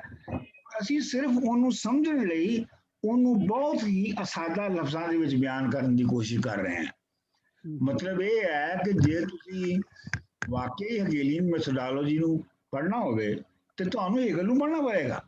ਅੱਛਾ, ਵੈਸੇ ਮੈਂ ਤੁਹਾਨੂੰ ਇੱਕ ਬੜੀ ਦਿਲਚਸਪ ਗੱਲ ਦੱਸਣਾ ਹੈ ਕਿ ਦੋ ਬੰਦੇ ਨੇ, ਦੋ ਰਾਈਟਰਸ ਨੇ, ਜਦੋਂ ਵੀ ਮੈਂ ਉਹਨਾਂ ਨੂੰ ਪੜ੍ਹਨਾ ਹੈ ਤੇ ਉਹਨਾਂ ਦੇ ਜਾਦੂ ਚੋਂ ਮੈਂ ਬਹੁਤ ਕਈ ਹਫ਼ਤੇ ਕਈ ਮਹੀਨੇ ਨਹੀਂ ਨਿਕਲ ਸਕਦਾ। ਉਹਨਾਂ ਵਿੱਚ ਇੱਕ ਤੇ ਹੇਗਲ ਹੈ। ਜੇ ਮੈਂ ਹੇਗਲ ਨੂੰ ਪੜ੍ਹਨਾ ਸ਼ੁਰੂ ਕਰ ਦਿਆਂ ਤੇ ਫਿਰ ਮੈਂ ਹegelian ਜਿਹੜੀ ਵਰਲਡ ਹੈ, ਜਿਹਨੂੰ ਕ੍ਰੀਏਟ ਕਰਦਾ ਹੈ ਹegelian ਵਰਲਡ, ਉਹਦੇ ਵਿੱਚ ਨਿਕਲਿਆ ਨਹੀਂ ਜਾਂਦਾ। ਫਿਰ ਤੁਸੀਂ ਉਵੇਂ ਹੀ ਦੁਨੀਆ ਨੂੰ, ਉਵੇਂ ਹੀ ਚੀਜ਼ਾਂ ਨੂੰ ਵੇਖਣਾ ਸ਼ੁਰੂ ਹੋ ਜਾਂਦੇ ਹੋ ਜਿਵੇਂ ਹੇਗਲ ਦੇਖ ਰਿਹਾ ਹੈ। ਜਿਹੜਾ ਬੰਦਾ ਜਿਹੜਾ ਮੈਨੂੰ ਇਵੇਂ ਕੈਪਟੀਵੇਟ ਕਰ ਲੈਂਦਾ ਹੈ, ਉਹ ਨਾਵਲਿਸਟ ਦੋਸਤੋਵਿਸਕੀ ਹੈ। ਕਿ ਦੋਸਤੋਵਿਸਕੀ ਨੂੰ ਵੀ ਮੈਂ ਜਦੋਂ ਵੀ ਪੜ੍ਹਿਆ ਹੈ, ਉਹਦੀ ਦੁਨੀਆ 'ਚ ਮੈਂ ਵੜਿਆ ਹੈ, ਉਹ ਜਿਹੜੀ ਉਹ ਕ੍ਰੀਏਟ ਕੀਤੀ ਹੈ ਦੁਨੀਆ, ਤੇ ਮੈਂ ਉਹਦੇ ਵਿੱਚ ਹੀ ਫਿਰ ਘੁੰਮਦਾ ਰਹਿਣਾ ਬਹੁਤ ਚਿਰ ਤੱਕ। ਤੇ ਹegelian ਦੇ ਤੁਸੀਂ ਹੇਗਲ ਦਾ ਤੇ ਇਹ ਹੈ ਕਿ ਉਹਦੀ ਜਿਹੜੀ ਹੈਗੀ ਹੈ ਨਾ ਆਪਣਾ ਪ੍ਰੀਫੇਸ ਟੂ ਹਿਸਟਰੀ ਆਫ ਫਿਲਾਸਫੀ, ਨਹੀਂ ਫਿਲਾਸਫੀ ਆਫ ਹਿਸਟਰੀ, ਉਹਦਾ ਜਿਹੜਾ ਪ੍ਰੀਫੇਸ ਹੈ ਉਹ ਕੋਈ 150 ਸਫ਼ੇ ਦਾ ਹੈ। ਤੇ ਉਹ ਜਿਹੜਾ ਪ੍ਰੀਫੇਸ ਹੀ ਤੁਸੀਂ ਪੜ੍ਹ ਲਓ ਨਾ, ਅਗਰ ਤੁਹਾਨੂੰ ਇਹ ਸਮਝ ਆਉਂਦੀ ਹੈ ਕਿ ਇਹ ਜਿਹੜਾ ਹegelian ਮੈਥਡੋਲੋਜੀ ਹੈ ਇਹਦਾ ਯੂਜ਼ ਕਿਵੇਂ ਹੋਣਾ ਹੈ।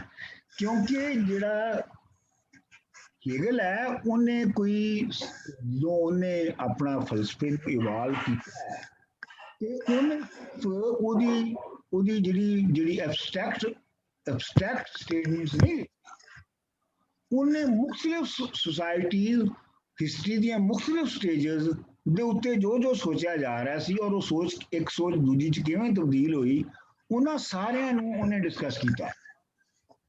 ਇਸ ਲਈ ਉਹ ਪੂਰਾ ਉਹਦਾ ਇੱਕ ਆਪਣੇ ਮੈਥਡ ਦੇ ਥਰੂ ਉਹ ਤੁਹਾਨੂੰ ਦਿਖਾਉਂਦਾ ਹੈ ਕਿ ਦੁਨੀਆ ਕਿਵੇਂ ਇਵਾਲਵ ਹੋ ਰਹੀ ਹੈ ਜਾਂ ਦੁਨੀਆ ਕਿਵੇਂ ਇਵਾਲਵ ਹੋਈ ਉਹਦੇ ਮੈਥਡ ਦੇ ਤਹਿਤ, ਯਾਨੀ ਉਹਦੇ ਮੈਥਡ ਦੇ ਇਸਤੇਮਾਲ ਦੇ ਤਹਿਤ। ਹਾਂਜੀ, ਕੋਈ ਸਵਾਲ ਇਹਦੇ ਤੇ? ਠੀਕ ਹੈ ਜੀ। ਮਤਲਬ ਇਹ ਥੋੜਾ ਇਨਵੋਲਵਡ ਹੈ, ਬਹੁਤ ਜ਼ਿਆਦਾ ਇਨਵੋਲਵਡ ਹੈ। ਲੇਕਿਨ ਇਹ ਹੈ ਕਿ ਮੈਂ ਕੋਸ਼ਿਸ਼ ਤੇ ਕਰ ਰਿਹਾ ਕਿ ਆਸਾਨ ਤੋਂ ਆਸਾਨ ਤੇ ਆਸਾਨ ਤੋਂ ਆਸਾਨ ਤਰੀਕੇ ਨਾਲ ਤੁਹਾਡੇ ਤੱਕ ਪਹੁੰਚਾ ਸਕਾਂ ਇਹ ਗੱਲ। ਲੇਕਿਨ ਇਹ ਹੈ ਕਿ ਅੱਛਾ, ਉਹਦੀ ਇੱਕ ਜਿਹੜੀ ਵਜ੍ਹਾ ਹੈਗੀ ਹੈ ਕਿ ਸਾਨੂੰ ਇਹ ਕਿਉਂ ਜ਼ਿਆਦਾ ਐਬਸਟਰੈਕਟ ਔਰ ਕਿਉਂ ਜ਼ਿਆਦਾ ਪੇਚਦਾਰ ਲੱਗਦਾ ਹੈ। ਇੱਕ ਤੇ ਹੈ ਹੀ ਪੇਚਦਾਰ, ਮਤਲਬ ਇਹ ਹੈ ਕੋਈ ਆਮ ਜਰਮਨ ਜਾਂ ਆਮ ਜਿਹੜਾ ਅੰਗਰੇਜ਼ੀ ਬੋਲਣ ਵਾਲਾ ਉਹਨੂੰ ਹੇਗਲ ਥੋੜਾ ਹੀ ਸਮਝ ਆ ਜਾਂਦਾ ਹੈ। ਇੱਕ ਤੇ ਇਹ ਗੱਲ ਹੈ। ਦੂਜੀ ਇਹ ਗੱਲ ਵੀ ਹੈਗੀ ਮੇਰੇ ਖਿਆਲ 'ਚ ਕਿ ਅਸੀਂ ਜਿਹੜੇ ਪਾਕਿਸਤਾਨੀ, ਹਿੰਦੁਸਤਾਨੀ, ਪੰਜਾਬੀ ਹਨ, ਅਸੀਂ ਜਿਹੜੇ ਹਾਂ, ਅਸੀਂ ਜਿਹੜੀ ਤਰੱਕੀ ਦੀ ਖਿਆਲਾਂ ਦੀ ਜਿਸ ਮੰਜ਼ਿਲ ਤੋਂ ਲੰਘ ਰਹੇ ਹਾਂ ਉਹ ਅਜੇ ਹੇਗਲ ਦੇ ਜ਼ਮਾਨੇ ਤੋਂ ਬਹੁਤ ਪਿੱਛੇ ਦੀ ਹੈ। ਤੇ ਅਸੀਂ ਜਿਹੜੇ ਸਾਡੇ ਕੋਲ ਜਿਹੜੇ ਸਾਰੇ ਕਨਸੈਪਟ ਨੇ ਸਾਡੀ ਸੁਰਤ ਦੇ, ਫਿਕਰ ਦੇ, ਸ਼ਊਰ ਦੇ, ਉਹ ਪ੍ਰੀ ਹੇਗੇਲੀਅਨ ਨੇ। ਹੁਣ ਅਸੀਂ ਉਹਨਾਂ ਪ੍ਰੀ ਹੇਗੇਲੀਅਨ ਜਿਹੜੇ ਸਾਡੇ ਜਿਹਨਾਂ ਦੇ ਕਨਸੈਪਟ ਨੇ ਉਹਨਾਂ ਦੇ ਤਹਿਤ ਅਸੀਂ ਹੇਗਲ ਨੂੰ ਸਮਝਣ ਦੀ ਕੋਸ਼ਿਸ਼ ਕਰ ਰਹੇ ਹਾਂ ਤੇ ਉਹਦੇ ਵਿੱਚ ਜ਼ਾਹਰ ਗੱਲ ਹੈ ਕਿ ਮੁਸ਼ਕਲ ਤੇ ਆਵੇਗੀ। ਤੇ ਉਹ ਮੁਸ਼ਕਲ ਮੈਨੂੰ ਵੀ ਆਉਂਦੀ ਹੈ, ਤੁਹਾਨੂੰ ਵੀ ਆਵੇਗੀ। ਲੇਕਿਨ ਅਸੀਂ ਕੋਸ਼ਿਸ਼ ਕਰੀਏ ਕਿ ਉਹਨੂੰ ਜਿੰਨਾ ਵੀ ਸਮਝ ਸਕਦੇ ਹਾਂ ਉਹਨਾਂ ਅਸੀਂ ਸਮਝ ਲਈਏ। ਤੇ ਕੋਈ ਸਵਾਲ ਹੈਗਾ ਤੇ ਕਰ ਲਓ, ਨਹੀਂ ਤੇ ਥੋੜਾ ਜਿਹੀ ਬ੍ਰੇਕ ਕਰ ਲਈਏ। ਚਲੋ ਜੀ, ਬ੍ਰੇਕ ਕਰ ਲਓ। ਹੈਂ, ਬ੍ਰੇਕ ਕਰ ਲਓ ਜੀ ਹੁਣ। ਹਾਂ, 15 ਮਿੰਟ ਦੀ ਬ੍ਰੇਕ ਕਰ ਲਓ। ਠੀਕ ਹੈ ਜੀ, 11:10 ਤੇ ਠੀਕ ਹੈ। ਹਾਂਜੀ, 11:10।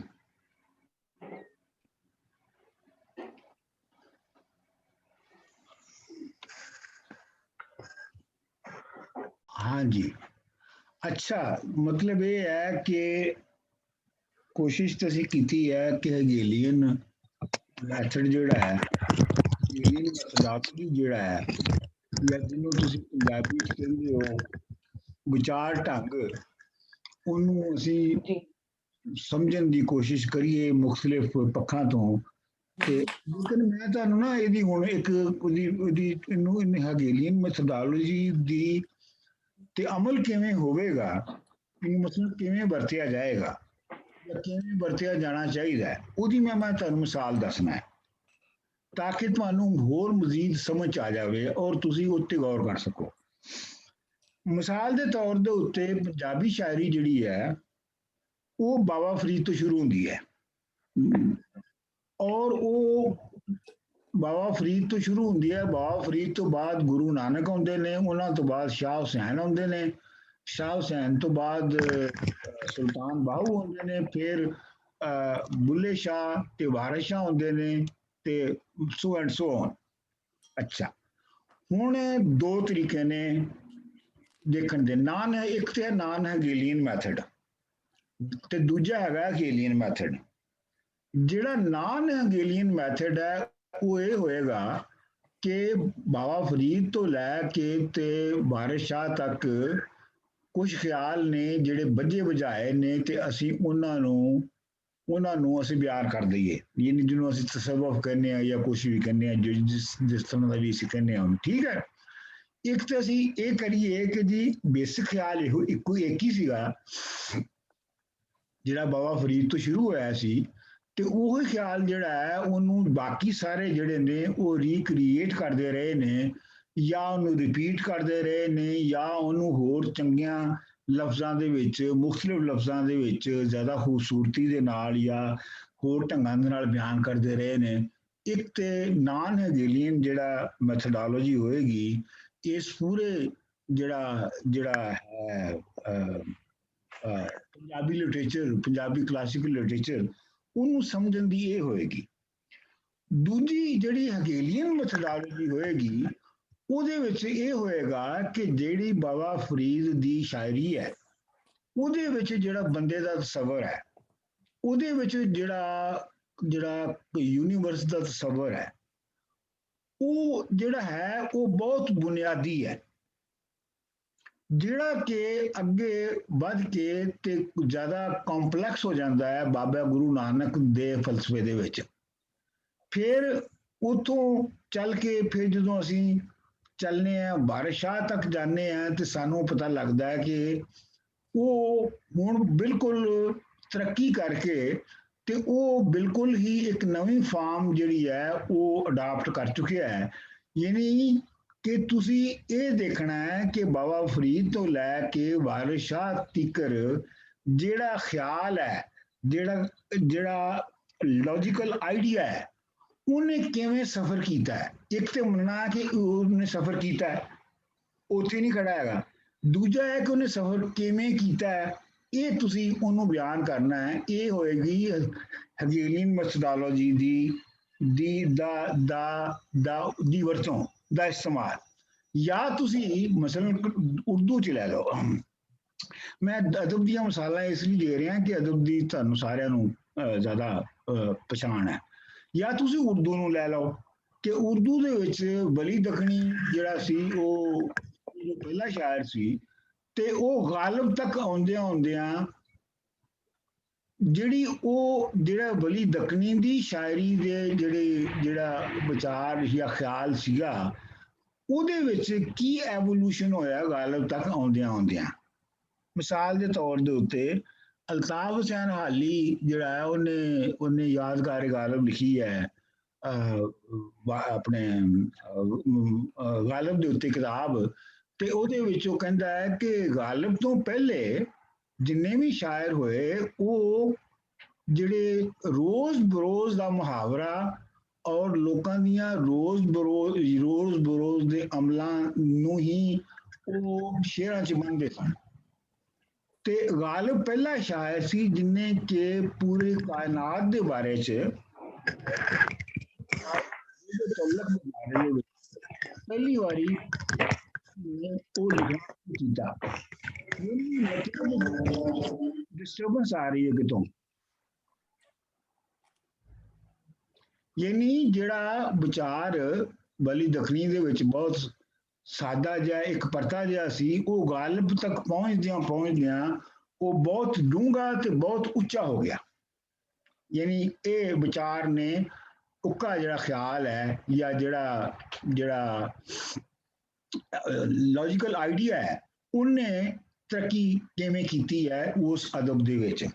ਅੱਛਾ, ਮੈਂ ਤੁਹਾਨੂੰ ਇਹਦੀ ਇੱਕ ਹੋਰ ਮਿਸਾਲ ਤੁਹਾਨੂੰ ਮੈਂ ਕੰਕਰੀਟ ਮਿਸਾਲ ਇਸ ਨੂੰ ਸਮਝਾਉਣ ਲਈ ਦਿੰਦਾ ਹੈ। ਮਿਸਾਲ ਦੇ ਤੌਰ ਦੇ ਉੱਤੇ ਹੀਰ ਰਾਂਝੇ ਦਾ ਕਿੱਸਾ ਹੈ। ਖੁਦ ਜੀ ਹੀਰ ਰਾਂਝੇ ਦਾ ਕਿੱਸਾ ਜਿਹੜਾ ਹੈ ਇਹ 16ਵੀਂ ਸਦੀ ਚ ਦਮੋਦਰ ਦਾਸ ਨੇ ਲਿਖਿਆ ਸੀ, ਤੇ ਜੀ ਉਸ ਤੋਂ ਬਾਅਦ ਇਹਨੂੰ ਮੁਕਬਲ ਨੇ ਵੀ ਲਿਖਿਆ, ਤੇ ਫਿਰ ਅੱਗੇ ਜਾ ਕੇ 18ਵੀਂ ਸਦੀ ਦੇ ਵਿੱਚ ਇਹਨੂੰ ਫਿਰ ਵਾਰਿਸ ਸ਼ਾਹ ਨੇ ਲਿਖਿਆ। ਠੀਕ, ਸਵਾਲ ਇਹ ਜੀ ਹੈ ਕਿ ਜਿਹੜੇ ਦਮੋਦਰ ਦਾਸ ਨੇ ਜਿਵੇਂ ਸੁਸਾਇਟੀ ਨੂੰ ਸਮਝਿਆ, ਸੁਸਾਇਟੀ ਦੇ ਬਾਰੇ ਜੋ ਉਹਨੇ ਆਈਡੀਆ ਪੇਸ਼ ਕੀਤਾ, ਲੌਜੀਕਲ ਆਈਡੀਆ ਜਿਹੜਾ ਉਹਦਾ ਸੀ, ਉਹਦੇ ਵਿੱਚ ਔਰ ਵਾਰਿਸ ਸ਼ਾਹ ਦੇ ਵਿੱਚ ਕਿਆ ਵਾਰਿਸ ਸ਼ਾਹ ਨੇ ਕਹਾਣੀ ਦੁਹਰਾ ਦਿੱਤੀ, ਕਿਆ ਕਰੈਕਟਰ ਉਵੇਂ ਕ੍ਰੀਏਟ ਕਰ ਦਿੱਤੇ, ਜਾਂ ਵਾਰਿਸ ਸ਼ਾਹ ਤੱਕ ਆਉਂਦਿਆਂ ਉਹ ਜਿਹੜਾ ਆਪਣਾ ਜਿਹੜਾ ਆਈਡੀਆ ਸੀ, ਜਿਹੜਾ ਆਪਣਾ ਲੌਜੀਕਲ ਆਈਡੀਆ ਸੀ, ਔਰ ਜੀ ਉਹਦੀ ਸੁਰਤ ਸੀ, ਜਿਹੜਾ ਉਹਦਾ ਸ਼ਊਰ ਸੀ ਇਨਸਾਨ ਦਾ, ਉਹਨੇ ਤਰੱਕੀ ਕਰਕੇ ਤੇ ਉਹ ਬਹੁਤ ਅੱਗੇ ਵੱਧ ਚੁੱਕੀ ਹੈ। ਜੀ ਬਹੁਤ ਫਰਕ ਆਇਆ। ਹਾਂਜੀ, ਮਸਲਨ ਮੈਂ ਤੁਹਾਨੂੰ ਦੱਸਣਾ ਹੈ, ਮਿਸਾਲ ਦੇ ਤੌਰ ਤੇ ਦਮੋਦਰ ਦਾਸ ਦੇ ਵਿੱਚ ਜਿਹੜੀ ਰਾਂਝੇ ਦੀ ਜਿਹੜੀ ਉਹਦੀ ਭਰਾਵਾਂ ਦੀ ਜਿਹੜੀ ਦੁਸ਼ਮਣੀ ਹੈ, ਉਹਦੀ ਵਜ੍ਹਾ ਜਿਹੜੀ ਹੈ ਉਹ ਸਿਰਫ ਇਹ ਹੈ ਕਿ ਉਹ ਪਿਓ ਜਿਹੜਾ ਹੈ ਨਾ, ਉਹ ਉਹਨੂੰ ਬਹੁਤਾ ਪਿਆਰ ਕਰਦਾ ਹੈ, ਤੇ ਉਹ ਉਹਦੇ ਕੋ ਖਾਰ ਖਾਂਦੇ ਨੇ ਔਰ ਉਹ ਉਹਨੂੰ ਮਾਰ ਦੇਣਾ ਚਾਹੁੰਦੇ ਨੇ। ਠੀਕ ਹੈ ਜੀ, ਹੁਣ ਇੱਕ ਸਿੰਪਲ ਜਿਹੜੀ ਹਿਊਮਨ ਬੀਇੰਗ ਦੇ ਵਿੱਚ ਰਾਈਵਲਰੀ ਦਾ ਤਸਵਰ ਹੈ, ਬਹੁਤ ਹੀ ਐਂਸ਼ੀਐਂਟ ਤਸਵਰ ਹੈ, ਇਹਨੂੰ ਵਰਤ ਰਿਹਾ ਹੈ ਦਮੋਦਰ ਦਾਸ ਕਿੱਸੇ ਦੇ ਸ਼ੁਰੂ ਕਰਨ ਲਈ। ਠੀਕ ਜੀ ਵਾਰਿਸ ਸ਼ਾਹ ਤੱਕ ਜਦੋਂ ਆਉਂਦੇ ਆ ਤੇ ਵਾਰਿਸ ਸ਼ਾਹ ਇਹ ਕਹਿੰਦਾ ਕਿ ਨਹੀਂ, ਇਹ ਕੋਈ ਸਿੰਪਲ ਐਨਮੀ ਦਾ ਜੈਲਸੀ ਦਾ ਮਸਲਾ ਨਹੀਂ ਸੀ ਹੈਗਾ, ਇਹ ਮਸਲਾ ਹੈਗਾ ਸੀ ਪ੍ਰਾਪਰਟੀ ਦਾ। ਕਿਉਂਕਿ ਜਿਹੜੀ ਅਸਲ ਝਗੜਾ ਭਰਾਵਾਂ ਦੇ ਵਿੱਚ ਹੋਇਆ ਰਾਂਝੇ ਦੇ ਨਾਲ, ਉਹ ਪ੍ਰਾਪਰਟੀ ਦੀ ਵਜ੍ਹਾ ਤੋਂ ਹੋਇਆ।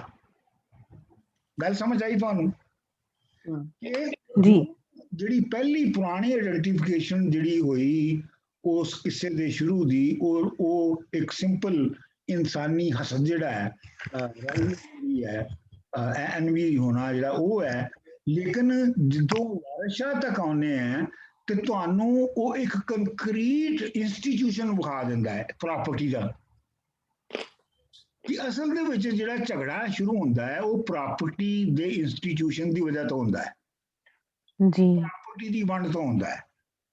ਇਹ ਜਿਹੜਾ ਵਾਰਿਸ ਸ਼ਾਹ ਦਾ ਜਿਹੜਾ ਸ਼ਊਰ ਹੈ, ਜਿਹੜੀ ਉਹਦੀ ਸੁਰਤ ਹੈ, ਇਹ ਦਮੋਦਰ ਦਾਸ ਤੋਂ ਵਾਰਿਸ ਸ਼ਾਹ ਦੀ ਸੁਰਤ ਤਰੱਕੀ ਕੀਤੀ ਹੈ, ਉਹ ਉਨੀ ਅੱਗੇ ਵਧੀ ਹੈ।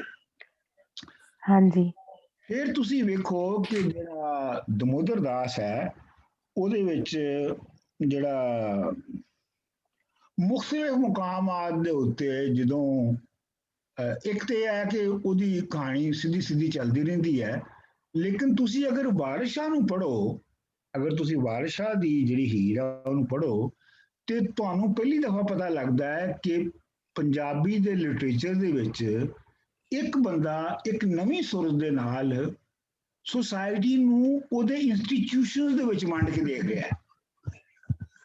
ਗੱਲ ਸਮਝੋ ਗੱਲ?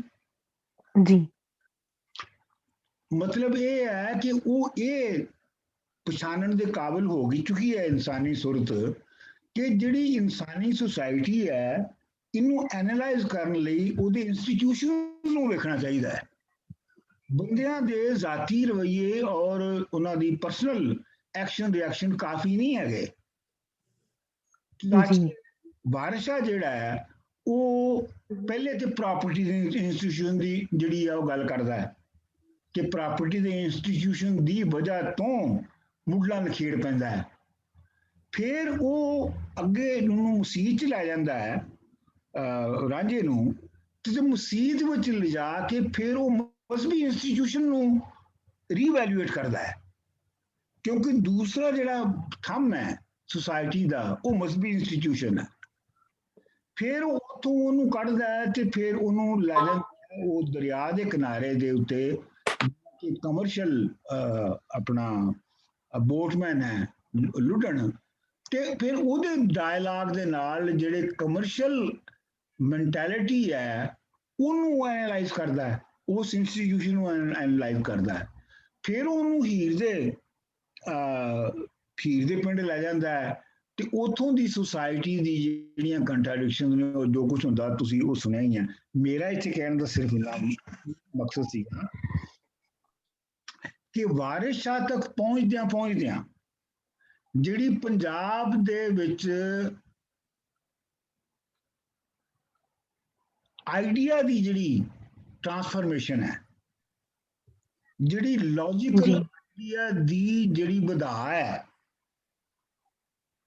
ਉਹਦਾ ਜਿਹੜਾ ਚੜਾਅ ਹੈ ਉਹ 200 ਸਾਲਾਂ 'ਚ ਇੰਨਾ ਪਹੁੰਚ ਚੁੱਕਿਆ ਹੈ ਕਿ ਹੁਣ ਉਹ ਪਹਿਲੀ ਵਾਰੀ ਬਜਾਏ ਯਾਨੀ ਬਿਖਰੇ ਹੋਏ ਸਕੈਟਰਡ ਜਿਹੜੇ ਐਲੀਮੈਂਟ ਨੇ ਸੁਸਾਇਟੀ ਨੂੰ ਵੇਖਣ ਦੇ ਪਰਸਨਲ ਟਾਈਪ ਦੇ, ਉਹਨਾਂ ਦੀ ਜਗ੍ਹਾ ਤੇ ਹੁਣ ਉਹ ਸੁਰਤ ਇੰਸਟੀਟਿਊਸ਼ਨਸ ਨੂੰ ਆਇਡੈਂਟੀਫਾਈ ਕਰਨ ਦੇ ਕਾਬਿਲ ਹੋ ਗਈ ਹੈ। ਜੀ ਇਹ ਗੱਲ ਸਮਝ ਆਈ ਨਾ ਤੁਹਾਨੂੰ? ਇਹ ਹੈ ਗੇਲੀਅਨ ਮੈਥਡ। ਗੇਲੀਅਨ ਅਗਰ ਮੈਥਡ ਨਾਲ ਤੁਸੀਂ ਯੂਜ਼ ਕਰੋਗੇ ਤੇ ਤੁਸੀਂ ਫਿਰ ਜਿਹੜੀ ਇਨਸਾਨੀ ਸੁਰਤ ਹੈ ਉਹਨੂੰ ਇੱਕ ਮੁਕਾਮ ਤੋਂ ਸ਼ੁਰੂ ਕਰਕੇ ਤੇ ਦੂਜੀ ਮੁਕਾਮ ਤੱਕ ਪਹੁੰਚਣ ਦਾ ਤੁਸੀਂ ਨਖੇੜਾ ਉਹਨੂੰ ਉਹਦੀ ਮੂਵਮੈਂਟ ਦੇ ਵਿੱਚ ਕਰੋਗੇ। ਜੀ ਤੁਸੀਂ ਇਹ ਨਹੀਂ ਕਰੋਗੇ ਕਿ ਤੁਸੀਂ ਕਹੋ ਕਿ ਜੀ ਉਹ ਵੀ ਇਨਸਾਨ ਪ੍ਰਸਤੀ ਤੇ ਫਲਾਣਾ ਵੀ ਇਨਸਾਨ ਪ੍ਰਸਤੀ, ਇਸ ਵਾਸਤੇ ਉਹ ਤੇ ਇਨਸਾਨ ਪ੍ਰਸਤ ਸ਼ਾਇਰ ਸਨ। ਨਹੀਂ, ਇਹ ਨਹੀਂ ਹੈ। ਜਿਹੜਾ ਲੌਜੀਕਲ ਆਈਡੀਆ ਸੀ, ਜਿਹੜਾ 16ਵੀਂ ਸਦੀ ਸੀ, ਉਹ ਵਾਰਿਸ ਸ਼ਾਹ ਤੱਕ ਆਉਂਦਿਆਂ ਉਹ ਇਵਾਲਵ ਹੋ ਕੇ ਅੱਗੇ ਜਾ ਚੁੱਕਿਆ ਸੀ। ਜੀ ਮਿਸਾਲ ਦੇ ਤੌਰ ਦੇ ਉੱਤੇ ਤੁਸੀਂ ਦੇਖੋ ਕਿ ਬੁੱਲੇ ਸ਼ਾਹ ਨੂੰ ਤੁਸੀਂ ਦੇਖੋ ਕਿ ਇੱਕ ਆਮ ਜਿਹੜੀ ਪਹਿਲੇ ਸੋਚ ਹੈ, ਜਿੰਨੀ ਵੀ ਬੁੱਲੇ ਸ਼ਾਹ ਤੋਂ ਪਹਿਲੇ ਤੁਸੀਂ ਜਿਹੜੀ ਰਿਸ਼ਤੇ ਨੇ ਬੰਦਿਆਂ ਦੇ ਆਪਸ ਦੇ ਵਿੱਚ, ਉਹਨਾਂ ਨੂੰ ਤੁਸੀਂ ਨੈਚੁਰਲ ਔਰ ਐਬਸੋਲੂਟ ਸਮਝਦੇ ਹੋ। ਸਹੀ?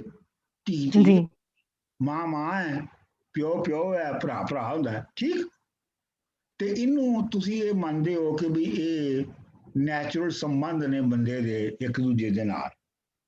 ਸੋ ਲਿਹਾਜ਼ਾ ਇਨਸਾਨ ਦੀ ਫੈਮਿਲੀ ਜਾਂ ਰਿਲੇਸ਼ਨ ਦੇ ਬਾਰੇ ਵਿੱਚ ਇਹ ਸਮਝ ਲਓ ਕਿ ਇਹ 16ਵੀਂ ਸਦੀ ਦਾ ਆਈਡੀਆ ਹੈ, ਜਾਂ 15ਵੀਂ ਸਦੀ ਦਾ, ਜਾਂ 14ਵੀਂ ਸਦੀ ਦਾ, 10ਵੀਂ ਸਦੀ ਦਾ ਇਹ ਆਈਡੀਆ ਹੈਗਾ, ਠੀਕ?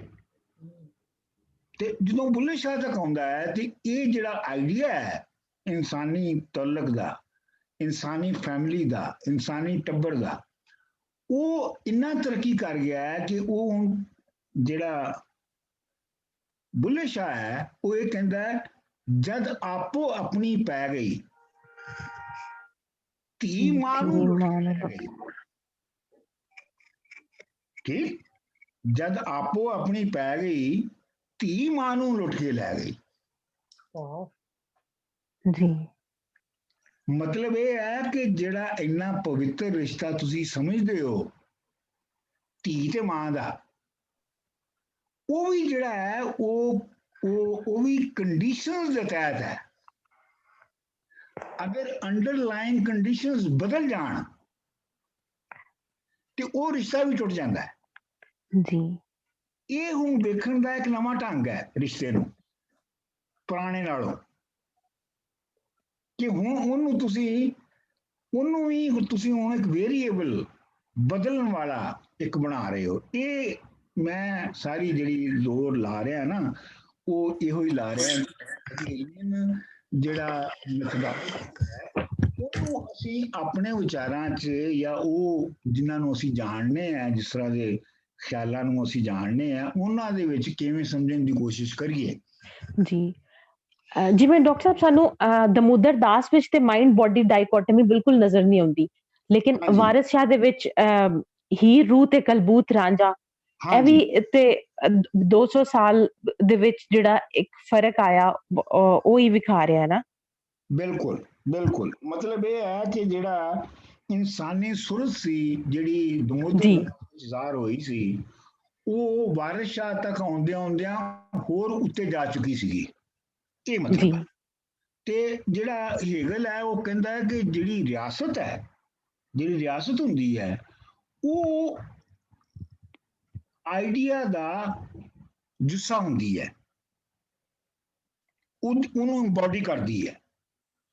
ਤੇ ਰਿਆਸਤ ਖਾਨਦਾਨ ਤੇ ਆਪਣੇ ਤੇ ਰਿਆਸਤ ਖਾਨਦਾਨ ਤੇ ਸਮਾਜ ਨੂੰ ਆਪਣੇ ਅੰਦਰ ਸਮੋ ਕੇ ਉਹਨਾਂ ਦਾ ਮਕਸਦ ਪੂਰਾ ਕਰਦੀ ਹੈ। ਨਹੀਂ ਇਹ ਜਿਹੜੀ ਇਹਨੂੰ ਸਮਝੋ ਕਿ ਜਿਹੜੀ ਹੇਗੇਲੀਅਨ ਆਈਡੀਆ ਦੀ ਜਿਹੜੀ ਇਵਾਲਵ ਹੋ ਰਹੀ ਹੈ, ਉਹਦਾ ਅਲਟੀਮੇਟ ਅਜ਼ਹਾਰ ਜਿਹੜਾ ਹੈ ਉਹ ਰਿਆਸਤ ਦੇ ਵਿੱਚ ਹੋ ਰਿਹਾ ਹੈ। ਔਰ ਕਿਸ ਤਰ੍ਹਾਂ ਦੀ ਉਹ ਰਿਆਸਤ ਹੈ, ਉਹਦਾ ਇਜ਼ਹਾਰ ਉਹਦੇ ਸ਼ਊਰ ਦਾ ਹੋਏਗਾ। ਤੇ ਇਸੇ ਲਈ ਆਪਣਾ ਹੇਗਲ ਕਹਿੰਦਾ ਹੈ ਕਿ ਜਿਹੜੇ ਸ਼ਹਿਰੀ ਨੇ ਉਹਨਾਂ ਨੂੰ ਉਹ ਰਿਆਸਤ ਦੇ ਅੰਦਰ ਆਪਣਾ ਮੁਕਾਮ ਜਾਣਦੇ ਨੇ ਤੇ ਉਹ ਆਪ ਉਹਨੂੰ ਚੂਜ਼ ਕਰਦੇ ਨੇ ਉਸ ਰਿਆਸਤ ਨੂੰ, ਤੇ ਉਹਨੂੰ ਆਪਣੇ ਆਪ ਨੂੰ ਉਹਦਾ ਮੈਂਬਰ ਸਮਝਦੇ ਨੇ। ਤੇ ਇਹੋ ਹੀ ਗੱਲ ਹੈ ਕਿ ਹੇਗਲ ਕਹਿੰਦਾ ਹੈ ਕਿ ਬੰਦਾ ਜਿਹੜਾ ਹੈ ਉਹ ਆਪਣੀ ਰਿਆਸਤ ਲਈ ਆਪਣੀ ਜਾਨ ਵੀ ਦੇ ਸਕਦਾ ਹੈ। ਸੋ ਇਹ ਉਹਦਾ ਜਿਹੜਾ ਆਈਡੀਆ, ਲੌਜੀਕਲ ਆਈਡੀਆ ਦੀ ਜਿਹਨੂੰ ਉਰਦੂ 'ਚ ਅਸੀਂ ਕਹਿੰਦੇ ਹਾਂ ਤਜਸੀਮ, ਤੇ ਜਿਹਨੂੰ ਅਸੀਂ ਅੰਗਰੇਜ਼ੀ 'ਚ ਕਹਿੰਦੇ ਹਾਂ ਐਮਬੋਡੀਮੈਂਟ, ਉਹ ਰਿਆਸਤ ਵਿੱਚ ਹੋ ਰਹੀ ਹੈ। ਅੱਛਾ ਹੇਗਲ ਜਿਹੜਾ ਤੁਹਾਨੂੰ ਡਾਕਟਰ ਸਾਹਿਬ ਇੱਕ ਸਵਾਲ ਪੁੱਛਣਾ ਸੀ, ਲੌਜੀਕਲ ਆਈਡੀਆ ਤੇ ਐਬਸੋਲੂਟ ਆਈਡੀਆ, ਇਹਨਾਂ ਦੋਵਾਂ ਦੇ ਵਿੱਚ ਕੋਈ ਫਰਕ ਹੈ? ਨਹੀਂ, ਬੇਸਿਕ ਫਰਕ ਨਹੀਂ ਹੈ, ਬੇਸਿਕ ਫਰਕ ਨਹੀਂ ਹੈ। ਹਾਂ, ਬੇਸਿਕ ਫਰਕ ਨਹੀਂ ਹੈ। ਇਹ ਇੱਕ ਹੀ ਜਿਹੜਾ ਕਨਸੈਪਟ ਹੈ, ਉਹਨੂੰ ਦੋ ਤਰੀਕੇ ਦੇ ਨਾਲ ਜਿਹੜਾ ਹੈ ਉਹ ਉਹਦੀ ਦੋ ਸਿਫਤਾਂ ਨੇ ਉਸ ਆਈਡੀਆ ਦੀਆਂ। ਮਤਲਬ ਐਬਸੋਲੂਟ ਦਾ ਤਾਂ ਮਤਲਬ ਇਹ ਹੈ ਕਿ ਉਹ ਯੂਨੀਕ ਹੈ ਜੀ। ਲੌਜੀਕਲ ਦਾ ਮਤਲਬ ਇਹ ਹੈ ਕਿ ਉਹ ਲੌਜਿਕ ਦੀ ਕੈਟੇਗਰੀ ਹੈ। ਅੱਛਾ, ਮਤਲਬ ਉਹ ਨੇਚਰ ਦੀ ਕੈਟੇਗਰੀ ਨਹੀਂ ਹੈ। ਇਹ ਸਮਝਦੇ ਹੋ ਇਸ ਫਰਕ ਨੂੰ? ਨਹੀਂ ਡਾਕਟਰ ਸਾਹਿਬ, ਇਹ ਥੋੜਾ ਜਿਹਾ ਐਕਸਪਲੇਨ ਕਰ ਦਿਓ ਇਹ ਵਾਲਾ, ਕਿ ਲੌਜੀਕਲ ਜਿਹੜਾ ਹੈ ਉਹ ਲੌਜੀਕਲ ਨੈਚੁਰਲ ਤੇ ਹੋ ਸਕਦਾ ਹੈ? ਨਹੀਂ, ਨਹੀਂ ਹੋ ਸਕਦਾ। ਜਿਹੜੀ ਨੈਚੁਰਲ ਕੈਟੇਗਰੀ ਹੈ, ਨੇਚਰ ਦੀ ਕੈਟੇਗਰੀ ਜੀ, ਨੇਚਰ ਦੀ ਕੈਟੇਗਰੀ ਹੈ ਕਿ ਤੁਸੀਂ ਉਹਦੇ ਵਿੱਚ ਮਿਸਾਲ ਦੇ ਤੌਰ ਤੇ ਉਹਦੀਆਂ ਕੈਟੇਗਰੀਜ਼ ਮੋਬਾਈਲ, ਇਮੋਬਾਈਲ ਚੀਜ਼ਾਂ 'ਚ ਬਣਾ ਸਕਦੇ ਹੋ ਜੀ, ਮੌਸਮਾਂ 'ਚ ਬਣਾ ਸਕਦੇ ਹੋ ਵਗੈਰਾ ਵਗੈਰਾ। ਨੇਚਰ ਦੀ ਆਪਣੀ ਕੈਟੇਗਰੀਜ਼ ਨੇ ਨਾ ਜੀ, ਬਿਲਕੁਲ। ਐਬਸੋਲੂਟ ਆਈਡੀਆ ਨੂੰ ਤੁਸੀਂ ਉਹਦੇ ਲੌਜੀਕਲ ਆਈਡੀਆ ਦਾ ਰਿਜ਼ਲਟ ਨਹੀਂ ਕਹਿ ਸਕਦੇ?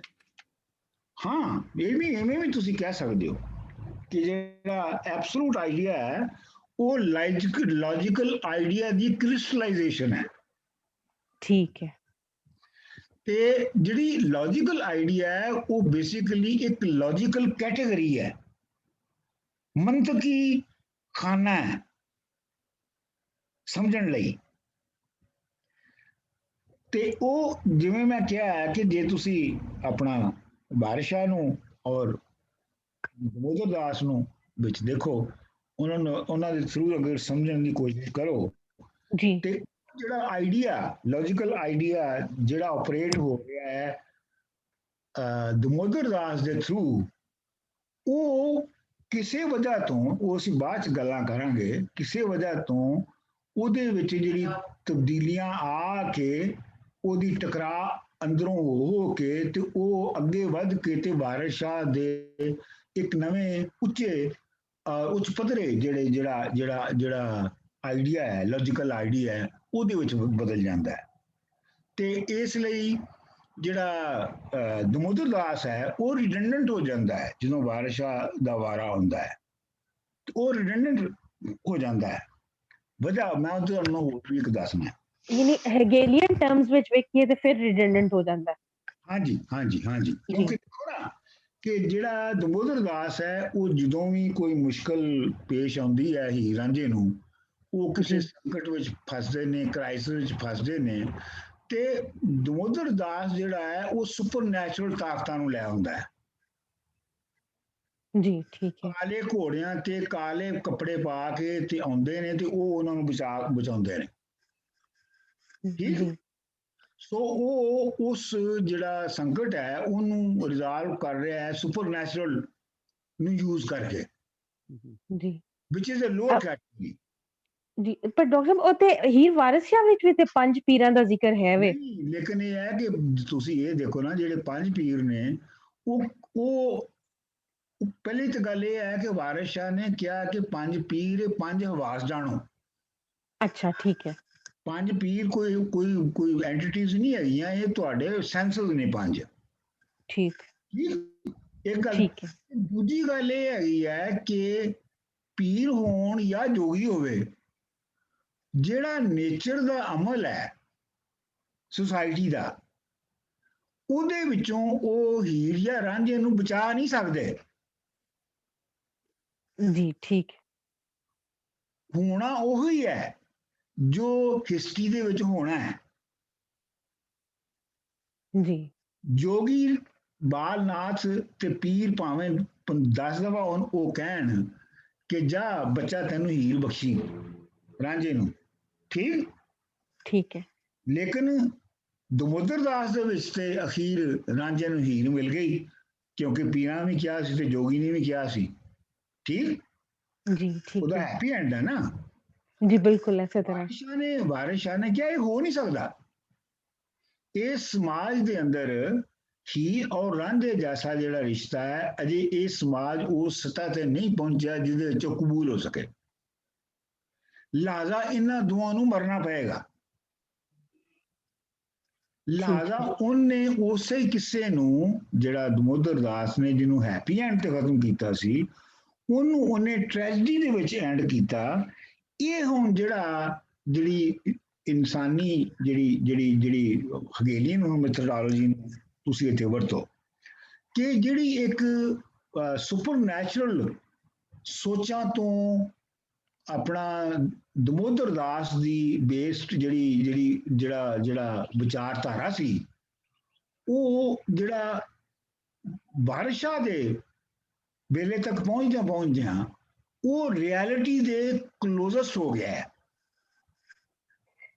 ਉਹ ਸੁਪਰ ਨੇਚਰ ਨਹੀਂ ਰਿਹਾ, ਬਲਕਿ ਉਹ ਨੇਚਰ ਦੇ ਕਰੀਬ ਹੋ ਗਿਆ ਹੈ। ਕਿ ਜਿਵੇਂ ਨੇਚਰ ਦੇ ਵਿੱਚ ਕੁਝ ਚੀਜ਼ਾਂ ਹੁੰਦੀਆਂ ਨੇ ਤੇ ਉਹਨਾਂ ਦੇ ਨਤੀਜੇ ਕੁਝ ਨਿਕਲਦੇ ਨੇ, ਤੇ ਇਸੇ ਤਰ੍ਹਾਂ ਜਿਹੜੀ ਸੁਸਾਇਟੀ ਹੈ ਉਹਦੇ ਵਿੱਚ ਵੀ ਜੇ ਤੁਸੀਂ ਆਪਣਾ ਸੁਸਾਇਟੀ ਨੂੰ ਦੀ ਜਿਹੜੀ ਟ੍ਰੈਡੀਸ਼ਨ ਹੈ ਉਹਨੂੰ ਅਗਰ ਬਿਲਕੁਲ ਭੰਨ ਕੇ ਉਹਦੇ ਉਲਟ ਰਹਿਣਾ ਚਾਹੋ ਤੇ ਤੁਹਾਡੀ ਸਿਰਫ ਮੌਤ ਹੋ ਸਕਦੀ ਹੈ, ਤੁਸੀਂ ਮਿਲ ਨਹੀਂ ਸਕਦੇ ਇੱਕ ਦੂਜੇ ਨਾਲ। ਸਮਝਿਓ ਗੱਲ ਨੂੰ।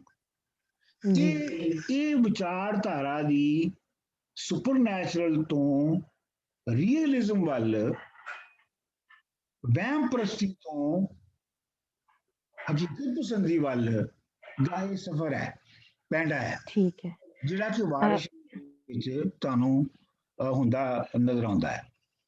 ਬਿਲਕੁਲ ਉਸੇ ਤਰ੍ਹਾਂ ਜਿਵੇਂ ਲਿਟਰੇਚਰ ਦੇ ਵਿੱਚ ਪਹਿਲੇ ਸੁਪਰ ਨੈਚੁਰਲ ਤੇ ਮਾਰਵਲਸ ਫੈਂਟੈਸਟਿਕ ਨੂੰ ਉਸੇ ਤਰ੍ਹਾਂ ਲਿਆ ਜਾਂਦਾ ਸੀ, ਪਰ ਸਾਈਕੋਲੋਜੀ ਦੇ ਆਉਣ ਦੇ ਨਾਲ 20th ਸੈਂਚੁਰੀ ਦੇ ਵਿੱਚ ਆ ਕੇ ਉਹਦੀ ਇੰਟਰਪ੍ਰੀਟੇਸ਼ਨ ਉਹਨਾਂ ਹੀ ਸ਼ੈਵਾਂ ਦੀ ਬਿਲਕੁਲ ਬਦਲ ਗਈ। ਬਿਲਕੁਲ ਠੀਕ ਹੈ, ਯਾਨੀ ਉਹ ਪਹਿਲੇ ਵਾਲੇ ਸਾਰੇ ਤਸਵਰ ਰਿਡੰਡੈਂਟ ਹੋ ਗਿਆ, ਰਿਡੰਡੈਂਟ ਹੋ ਗਏ। ਠੀਕ ਹੈ। ਉਸ ਵੇਲੇ ਨਹੀਂ, ਉਹ ਸ਼ਾਇਦ ਉਸ ਵੇਲੇ ਉਹ ਕੁਝ ਸੋਚ ਸਕਦੇ ਸਨ ਇਨਸਾਨ। ਪਿੰਡਾਂ ਵਿੱਚ ਰਹਿੰਦਿਆਂ ਹੋਇਆਂ, ਜਿੱਥੇ ਨਾ ਕੋਈ ਹਕੀਮ ਨਾ ਕੋਈ ਡਾਕਟਰ ਹੁੰਦਾ ਸੀ, ਤੇ ਉੱਥੇ ਰਹਿੰਦਿਆਂ ਹੋਇਆਂ ਤੁਸੀਂ ਇਹੋ ਹੀ ਸੋਚ ਸਕਦੇ ਸੋ ਕਿ ਜੇ ਬੰਦਾ ਬਿਮਾਰ ਹੋਇਆ ਹੈ ਤੇ ਇਹਨੂੰ ਕੋਈ ਜਿੰਨ ਜਾਂ ਪਰੀ ਚੰਬੜਦੇ ਹੋਣਗੇ। ਠੀਕ ਜੀ ਠੀਕ। ਲਿਹਾਜ਼ਾ ਇਹ ਹੈ ਕਿ ਤੁਹਾਡੀ ਜ਼ਿੰਦਗੀ ਦੇ ਵਿੱਚ ਜਿਹੜਾ ਵੀ ਜਿਹੜਾ ਵੀ ਭੈੜਾ ਮੁਕਾਮ ਹੁੰਦਾ ਹੈ ਉਹ ਇਹਨਾਂ ਸੁਪਰ ਨੈਚੁਰਲ ਤਾਕਤਾਂ ਦੀ ਵਜ੍ਹਾ ਤੋਂ ਹੀ ਹੁੰਦਾ ਹੈ। ਠੀਕ ਹੈ। ਠੀਕ ਹੁਣ ਜਦੋਂ ਕੋਈ ਬੰਦਾ ਜਿਹੜਾ ਬਿਮਾਰ ਹੋ ਜਾਂਦਾ ਹੈ ਤੇ ਉਹ ਜਾ ਕੇ ਆਪਣਾ ਬਲੱਡ ਪ੍ਰੈਸ਼ਰ ਚੈੱਕ ਕਰਵਾਉਂਦਾ ਹੈ, ਜੀ ਸ਼ੂਗਰ ਚੈੱਕ ਕਰਵਾਉਂਦਾ ਹੈ, ਉਹ ਐਕਸ-ਰੇ ਕਰਵਾਉਂਦਾ ਹੈ, ਉਹ ਇਹ ਦੇਖਦਾ ਕਿ ਕੈਂਸਰ ਨਹੀਂ ਹੋ ਗਿਆ।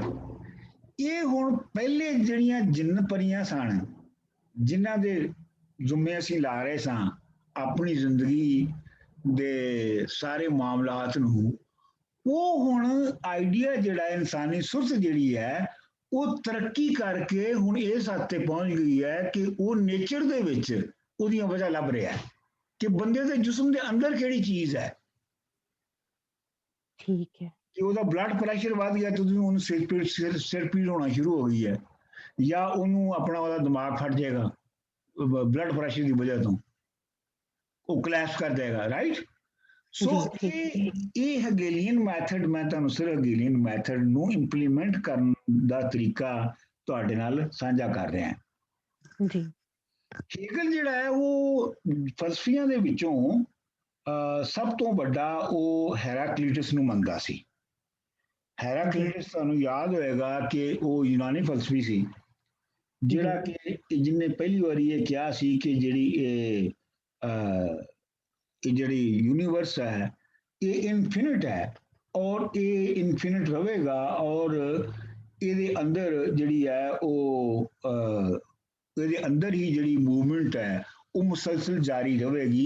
ਇਹ ਹੈਰਾਕਲੀਟਸ ਨੇ ਕਿਹਾ ਸੀ। ਤੇ ਹੈਗਲ ਇਹ ਕਹਿੰਦਾ ਹੈ ਕਿ ਜਿਹੜਾ ਹੈਰਾਕਲੀਟਸ ਹੈ ਉਹ ਬੁਨਿਆਦੀ ਤੌਰ ਦੇ ਉੱਤੇ ਉਸ ਵੇਲੇ ਉਹਨੂੰ ਜ਼ਿਆਦਾ ਸਮਝਿਆ ਨਹੀਂ ਗਿਆ ਕਿਉਂਕਿ ਉਹਦੇ ਜ਼ਮਾਨੇ ਵਿੱਚ ਜਿਹੜੇ ਉਹ ਖਿਆਲਾਤ ਦੇ ਰਿਹਾ ਸੀ ਉਹ ਖਿਆਲਾਤ ਉਸ ਦੇ ਵੇਲੇ ਤੋਂ ਬਹੁਤ ਅੱਗੇ ਦੇ ਸਨ। ਇਸ ਵੇਲੇ ਉਹਨੂੰ ਉਸ ਵੇਲੇ ਨਹੀਂ ਸਮਝਿਆ ਗਿਆ। ਉਹ ਖਿਆਲ ਜਿਹੜੇ ਨੇ ਉਹ ਯਾਨੀ ਹੈਗਲ ਦੇ ਆਪਣੀ ਸੂਰਤ ਦੇ ਵਿੱਚ ਹੁਣ ਉਹ ਤਰੱਕੀ ਕਰਕੇ ਇਸ ਹੱਦ ਤੱਕ ਪਹੁੰਚ ਗਏ ਨੇ ਕਿ ਜਿਹੜਾ ਹੈ ਉਹ ਉਹਨਾਂ ਨੂੰ ਹੁਣ ਸਮਝਿਆ ਜਾ ਸਕਦਾ ਹੈ। ਅੱਛਾ, ਹੁਣ ਹੈਗਲ ਦੇ ਵੈਸੇ ਹੈਗਲ ਦੀ ਅਸੀਂ ਤੇ ਬਹੁਤ ਕੀਤੀ ਹੈ ਔਰ ਜ਼ਾਹਰ ਗੱਲ ਹੈ ਕਿ ਅਸੀਂ ਤਾਰੀਫੀ ਅੰਦਾਜ਼ ਨਾਲ ਹੀ ਹੈਗਲ ਨੂੰ ਸਾਰਾ ਪੜ੍ਹਿਆ ਹੈ, ਲੇਕਿਨ ਐਸਾ ਨਹੀਂ ਹੈ ਕਿ ਹੈਗਲ ਨੂੰ ਸਾਰੇ ਚੰਗਾ ਹੀ ਸਮਝਦੇ ਸਨ। ਆਪਣਾ ਮਿਸਾਲ ਦੇ ਤੌਰ ਦੇ ਉੱਤੇ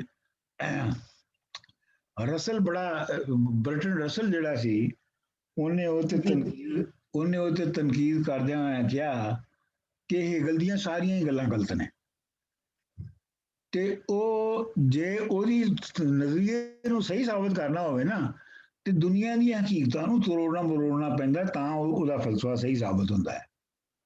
ਠੀਕ। ਅੱਛਾ, ਤੇ ਸ਼ੋਪਨਹਾਰ ਜਿਹੜਾ ਸੀ ਜਿਹੜਾ ਉਸ ਤੋਂ ਬਾਅਦ ਆਇਆ ਹੈਗਲ ਤੋਂ ਬਾਅਦ, ਉਹਦਾ ਕਹਿਣਾ ਸੀ ਹੈਗਲ ਦਾ ਫਲਸਫਾ ਵਾਹਿਆਤ ਤੇ ਦਿਮਾਗੀ ਤਾਕਤ ਨੂੰ ਮਾਰਨ ਵਾਲਾ ਤੇ ਸੋਚ ਨੂੰ ਬੰਨਣ ਵਾਲਾ ਹੈ।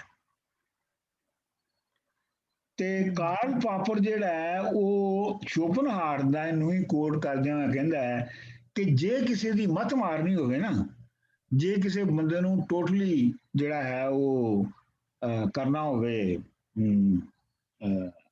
ਜੇ ਕਿਸੇ ਬੰਦੇ ਨੂੰ ਟੋਟਲੀ ਖਤਮ ਕਰਨਾ ਹੋਵੇ, ਉਹਦੀ ਜ਼ਿਹਨੀ ਤਾਕਤ ਖਤਮ ਕਰਨੀ ਹੋਵੇ ਤੇ ਉਹਨੂੰ ਹੈਗਲ ਪੜ੍ਹਾ ਦਿਓ। ਹੁਣ ਮੈਨੂੰ ਇਹ ਨਹੀਂ ਪਤਾ ਕਿ ਅੱਜ ਜਿਹੜਾ ਅਸੀਂ ਹੈਗਲ ਪੜ੍ਹਿਆ ਹੈ ਇਸ ਤੋਂ ਬਾਅਦ ਸਾਨੂੰ ਜਿਹੜੀ ਹੈ ਉਹ ਸਾਡੀ ਮੱਤ ਮਾਰੀ ਜਾਏਗੀ ਜਾਂ ਅਸੀਂ ਕੁਝ ਹੋਰ ਨਵਾਂ ਸੋਚਣ ਦੀ ਕੋਸ਼ਿਸ਼ ਕਰਾਂਗੇ। ਅੱਛਾ ਜੀ, ਇੱਥੇ ਮੈਂ ਰੁਕਣਾ ਹੈ ਤੇ ਇੱਥੇ ਜੇ ਕੋਈ ਸਵਾਲ ਹੈ ਤਾਂ ਪੁੱਛ ਲਓ। ਡਾਕਟਰ ਸਾਹਿਬ, ਇਹਨਾਂ ਸਾਰਿਆਂ ਦਾ ਜਿਹੜਾ ਐਡਾ ਹੈਗਲ ਦੇ ਫਲਸਫੇ ਦਾ ਐਡਾ ਕੰਡਸੈਂਡਿੰਗ ਵਿਊ ਕਿਉਂ ਸੀ? ਉਹਨਾਂ ਨੂੰ ਬੁਨਿਆਦੀ ਤੌਰ ਤੇ ਹੈਗਲ ਦੇ ਫਲਸਫੇ ਤੇ ਕੀ ਇਤਰਾਜ਼ ਸੀ? ਉਹ ਕਿਉਂਕਿ ਉਹਦੀ ਮੈਥਡੋਲੋਜੀ ਨੂੰ ਨਹੀਂ ਸੀ ਨਾ ਮੰਨਦੇ। ਅੱਛਾ, ਮੈਥਡੋਲੋਜੀ ਤੇ ਸੀ ਬੁਨਿਆਦੀ ਤੌਰ ਤੇ। ਹਾਂ, ਬੇਸਿਕਲੀ ਤਾਂ ਕਿਉਂਕਿ ਉਹਦੀ ਉਹ ਸਮਝਦੇ ਸਨ ਕਿ ਜਿਹੜੀਆਂ ਇਸ ਵਿਚਾਰ ਦੀਆਂ ਸੁਰਤ ਦੀਆਂ ਜਿਹੜੀ ਕੈਟੇਗਰੀਜ਼ ਜਾਂ ਜਿਹੜੇ ਖਾਨੇ ਵਰਤ ਰਿਹਾ ਹੈ ਉਹ ਹੈ ਹੀ ਨਹੀਂ ਹੈਗੇ ਤੇ ਇਸ ਵਾਸਤੇ ਸਾਰੀ ਲਫ਼ਜ਼ਾਲੀ ਹੈ ਇਹਦੀ।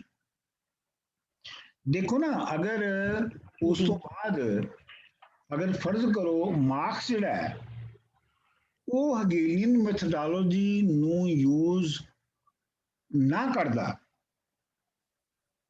ਤੇ ਜਿਹੜਾ ਹਗੇਲੀਅਨ ਫਿਲਾਸਫੀ ਹੈ ਉਹਦੀ ਉਹ ਇੰਪੋਰਟੈਂਸ ਕਦੀ ਬਣਨੀ ਵੀ ਨਹੀਂ ਸੀ।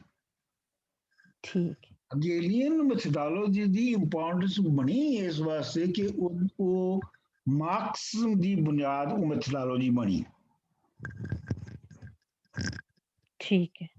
ਲੇਕਿਨ ਇਹ ਜਿਹੜੇ ਬਾਕੀ ਨੇ, ਜਿਵੇਂ ਮੈਂ ਪਹਿਲੇ ਕਿਹਾ ਸੀ ਕਿ ਹੇਗਲ ਦੀ ਜਿਹੜੀ ਹੈ, ਜੇ ਉਹਨੂੰ ਤੁਸੀਂ ਸਮਝਦੇ ਹੋ ਕਿ ਉਹ ਕਲਚਰ ਔਰ ਉਹ ਦੂਜੇ ਪਾਸੇ ਕਲਚਰ ਔਰ ਸਪਿਰਿਟਸ ਦੇ ਬਾਰੇ ਚ ਗੱਲ ਕਰ ਰਿਹਾ ਤੇ ਫਿਰ ਤੁਸੀਂ ਉਹਨੂੰ ਵਾਹਿਯਾਤ ਵੀ ਸਮਝ ਸਕਦੇ ਹੋ।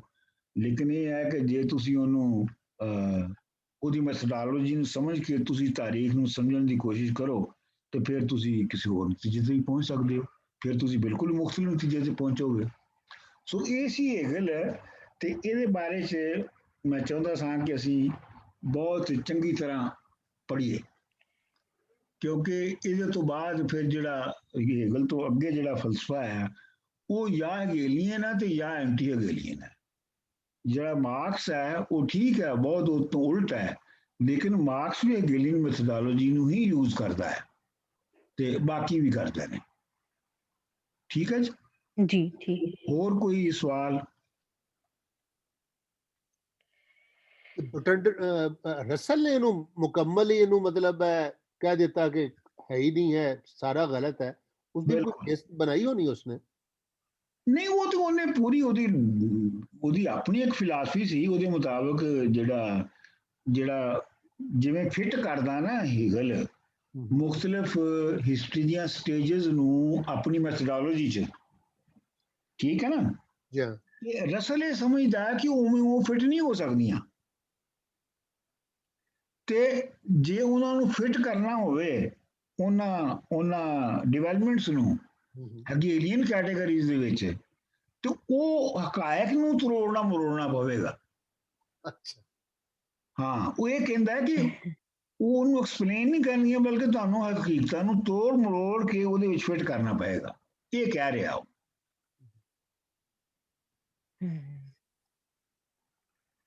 ਹਾਂਜੀ, ਹੋਰ ਕੋਈ ਹੋਰ ਵੀ ਤਾਂ ਬੋਲੋ ਨਾ, ਮੈਂ ਹੀ ਬੋਲੀ ਜਾ ਰਿਹਾ। ਡਾਕਟਰ ਸਾਹਿਬ ਜੀ, ਮੈਂ ਇਹ ਕਹਿਣਾ ਚਾਹੁੰਦੀ ਹਾਂ ਕਿ ਇਹ ਜਿਹੜਾ ਟੌਪਿਕ ਹੈ ਫਲਸਫੇ ਦਾ, ਇਹ ਬਹੁਤ ਡੂੰਘਾ ਹੈ ਔਰ ਕਿਉਂਕਿ ਮੇਰਾ ਇਹ ਫਰਸਟ ਇੰਟਰੋਡਕਸ਼ਨ ਹੈ, ਮੈਨੂੰ ਇਹ ਲੱਗਦਾ ਹੈ ਕਿ ਜਿਵੇਂ ਮੈਂ ਕੋਈ ਬੇਸ, ਜਿਵੇਂ ਕਹਿੰਦੇ ਨਾ ਕਿ ਬੁਨਿਆਦੀ ਕਲਾਸਾਂ ਸਕਿਪ ਕਰਕੇ ਮੈਂ ਕੋਈ ਹਾਇਰ ਕਲਾਸ ਪਹੁੰਚ ਗਈ ਹਾਂ। ਨਹੀਂ, ਉਹ ਤਾਂ ਠੀਕ ਹੈ, ਤੁਹਾਡੀ ਗੱਲ ਸਹੀ ਹੈ ਨਾ? ਹਾਂ, ਉਹ ਤਾਂ ਗੱਲ ਤੁਹਾਡੀ ਗੱਲ ਸਹੀ ਹੈ, ਕਿਉਂਕਿ ਆਮ ਤੌਰ ਤੇ ਨਾ ਜਦੋਂ ਯੂਨੀਵਰਸਿਟੀਆਂ ਕਾਲਜਾਂ 'ਚ ਪੜ੍ਹਾਇਆ ਜਾਂਦਾ ਨਾ ਤੇ ਉਹ ਬਹੁਤ ਥੱਲਿਓਂ ਸ਼ੁਰੂ ਕੀਤਾ ਜਾਂਦਾ ਹੈ। ਮਿਸਾਲ ਦੇ ਤੌਰ ਦੇ ਉੱਤੇ ਸਾਡੇ ਪਾਕਿਸਤਾਨ ਯੂਨੀਵਰਸਿਟੀਆਂ ਦੇ ਵਿੱਚ ਐਫਏ ਦਾ ਲੈਵਲ ਹੁੰਦਾ ਹੈ ਨਾ 11ਵੀਂ 12ਵੀਂ ਦਾ, ਉਹਦੇ ਵਿੱਚ ਲੌਜਿਕ ਪੜ੍ਹਾਈ ਜਾਂਦੀ ਹੈ ਅਰਿਸਟੋਟਲ ਦੀ, ਇੰਡਕਟਿਵ ਤੇ ਡਿਡਕਟਿਵ ਲੌਜਿਕ। ਤੇ ਫਿਰ ਜਦੋਂ ਇਹ ਆਉਂਦਾ ਹੈ ਤੇ ਫਿਰ ਉਹਦੇ ਵਿੱਚ ਕੁਝ ਹੋਰ ਛੋਟੇ ਛੋਟੇ ਸਕੂਲ ਤੇ ਸਾਈਕੋਲੋਜੀ ਪੜ੍ਹਾਤੀ ਜਾਂਦੀ ਹੈ। ਤੇ ਫਿਰ ਇਹ ਜਾ ਕੇ ਬਹੁਤ ਐਮਏ ਜਾਂ ਪੀਐਚਡੀ ਦੇ ਲੈਵਲ ਤੇ ਹੁੰਦਾ ਹੈ ਕਿ ਜਿੱਥੇ ਅਸੀਂ ਇਹ ਫਲਸਫੇ ਜਿਹੜੇ ਨੇ ਇਹਨਾਂ ਨੂੰ ਇੰਜ ਡਿਸਕਸ ਕਰਨੇ ਆ ਜਿਵੇਂ ਅਸੀਂ ਕਰ ਰਹੇ ਹਾਂ। ਸੋ ਅਸੀਂ, ਉਹ ਤੁਹਾਡੀ ਗੱਲ ਸਹੀ ਹੈ ਕਿ ਅਸੀਂ ਐਫਏ ਬੀਏ ਨੂੰ ਸਕਿਪ ਕੀਤਾ ਹੈ। ਫਿਰ ਮੈਂ ਕੀ ਕਰਾਂ ਇਹ ਦੱਸੋ? ਇਹ ਕਿ ਤੁਸੀਂ ਕਰੋ ਕਿ ਜਿੰਨੀ ਤੁਹਾਨੂੰ ਗੱਲ ਸਮਝ ਆ ਰਹੀ ਹੈ ਤੁਸੀਂ ਆਪਣੇ ਪੱਲੇ ਬੰਨ ਲਓ, ਤੇ ਜਿੰਨੀ ਨਹੀਂ ਸਮਝ ਆਉਂਦੀ ਕੋਈ ਗੱਲ ਨਹੀਂ, ਫਿਰ ਦੁਬਾਰਾ ਪੜਾਂਗੇ ਅਸੀਂ ਇਹਨੂੰ। ਨਹੀਂ, ਤੁਸੀਂ ਕੋਈ ਕਿਤਾਬ ਰეკਮੈਂਡ ਕਰੋਗੇ ਜਿਹੜੀ ਕਿ ਸਿੰਪਲ ਹੋਏ ਔਰ ਮੈਂ ਪੜ੍ਹ ਸਕਾਂ ਔਰ ਮੇਰੇ ਲੈਵਲ ਦਾ ਇਨਸਾਨ ਪੜ੍ਹ ਸਕੇ? ਹਾਂ, ਮੈਂ ਤੁਹਾਨੂੰ ਕਿਤਾਬਾਂ ਤੇ ਫਲਸਫੇ ਦੇ ਉੱਤੇ ਕਈ ਨੇ, ਮੈਂ ਤੁਹਾਨੂੰ ਆਪਣਾ ਸ਼ੇਅਰ ਕਰ ਦਿਆਂਗਾ ਉਹਦੇ ਤੇ ਗਰੁੱਪ ਦੇ ਉੱਤੇ। ਠੀਕ ਹੈ। ਜਿਹੜੀਆਂ ਆਸਾਨ ਕਿਤਾਬਾਂ ਨੇ, ਠੀਕ ਹੈ, ਜਿਹੜੀਆਂ ਆਮ ਪੜ੍ਹੀਆਂ ਜਾਂਦੀਆਂ ਨੇ। ਮੈਂ ਤੇ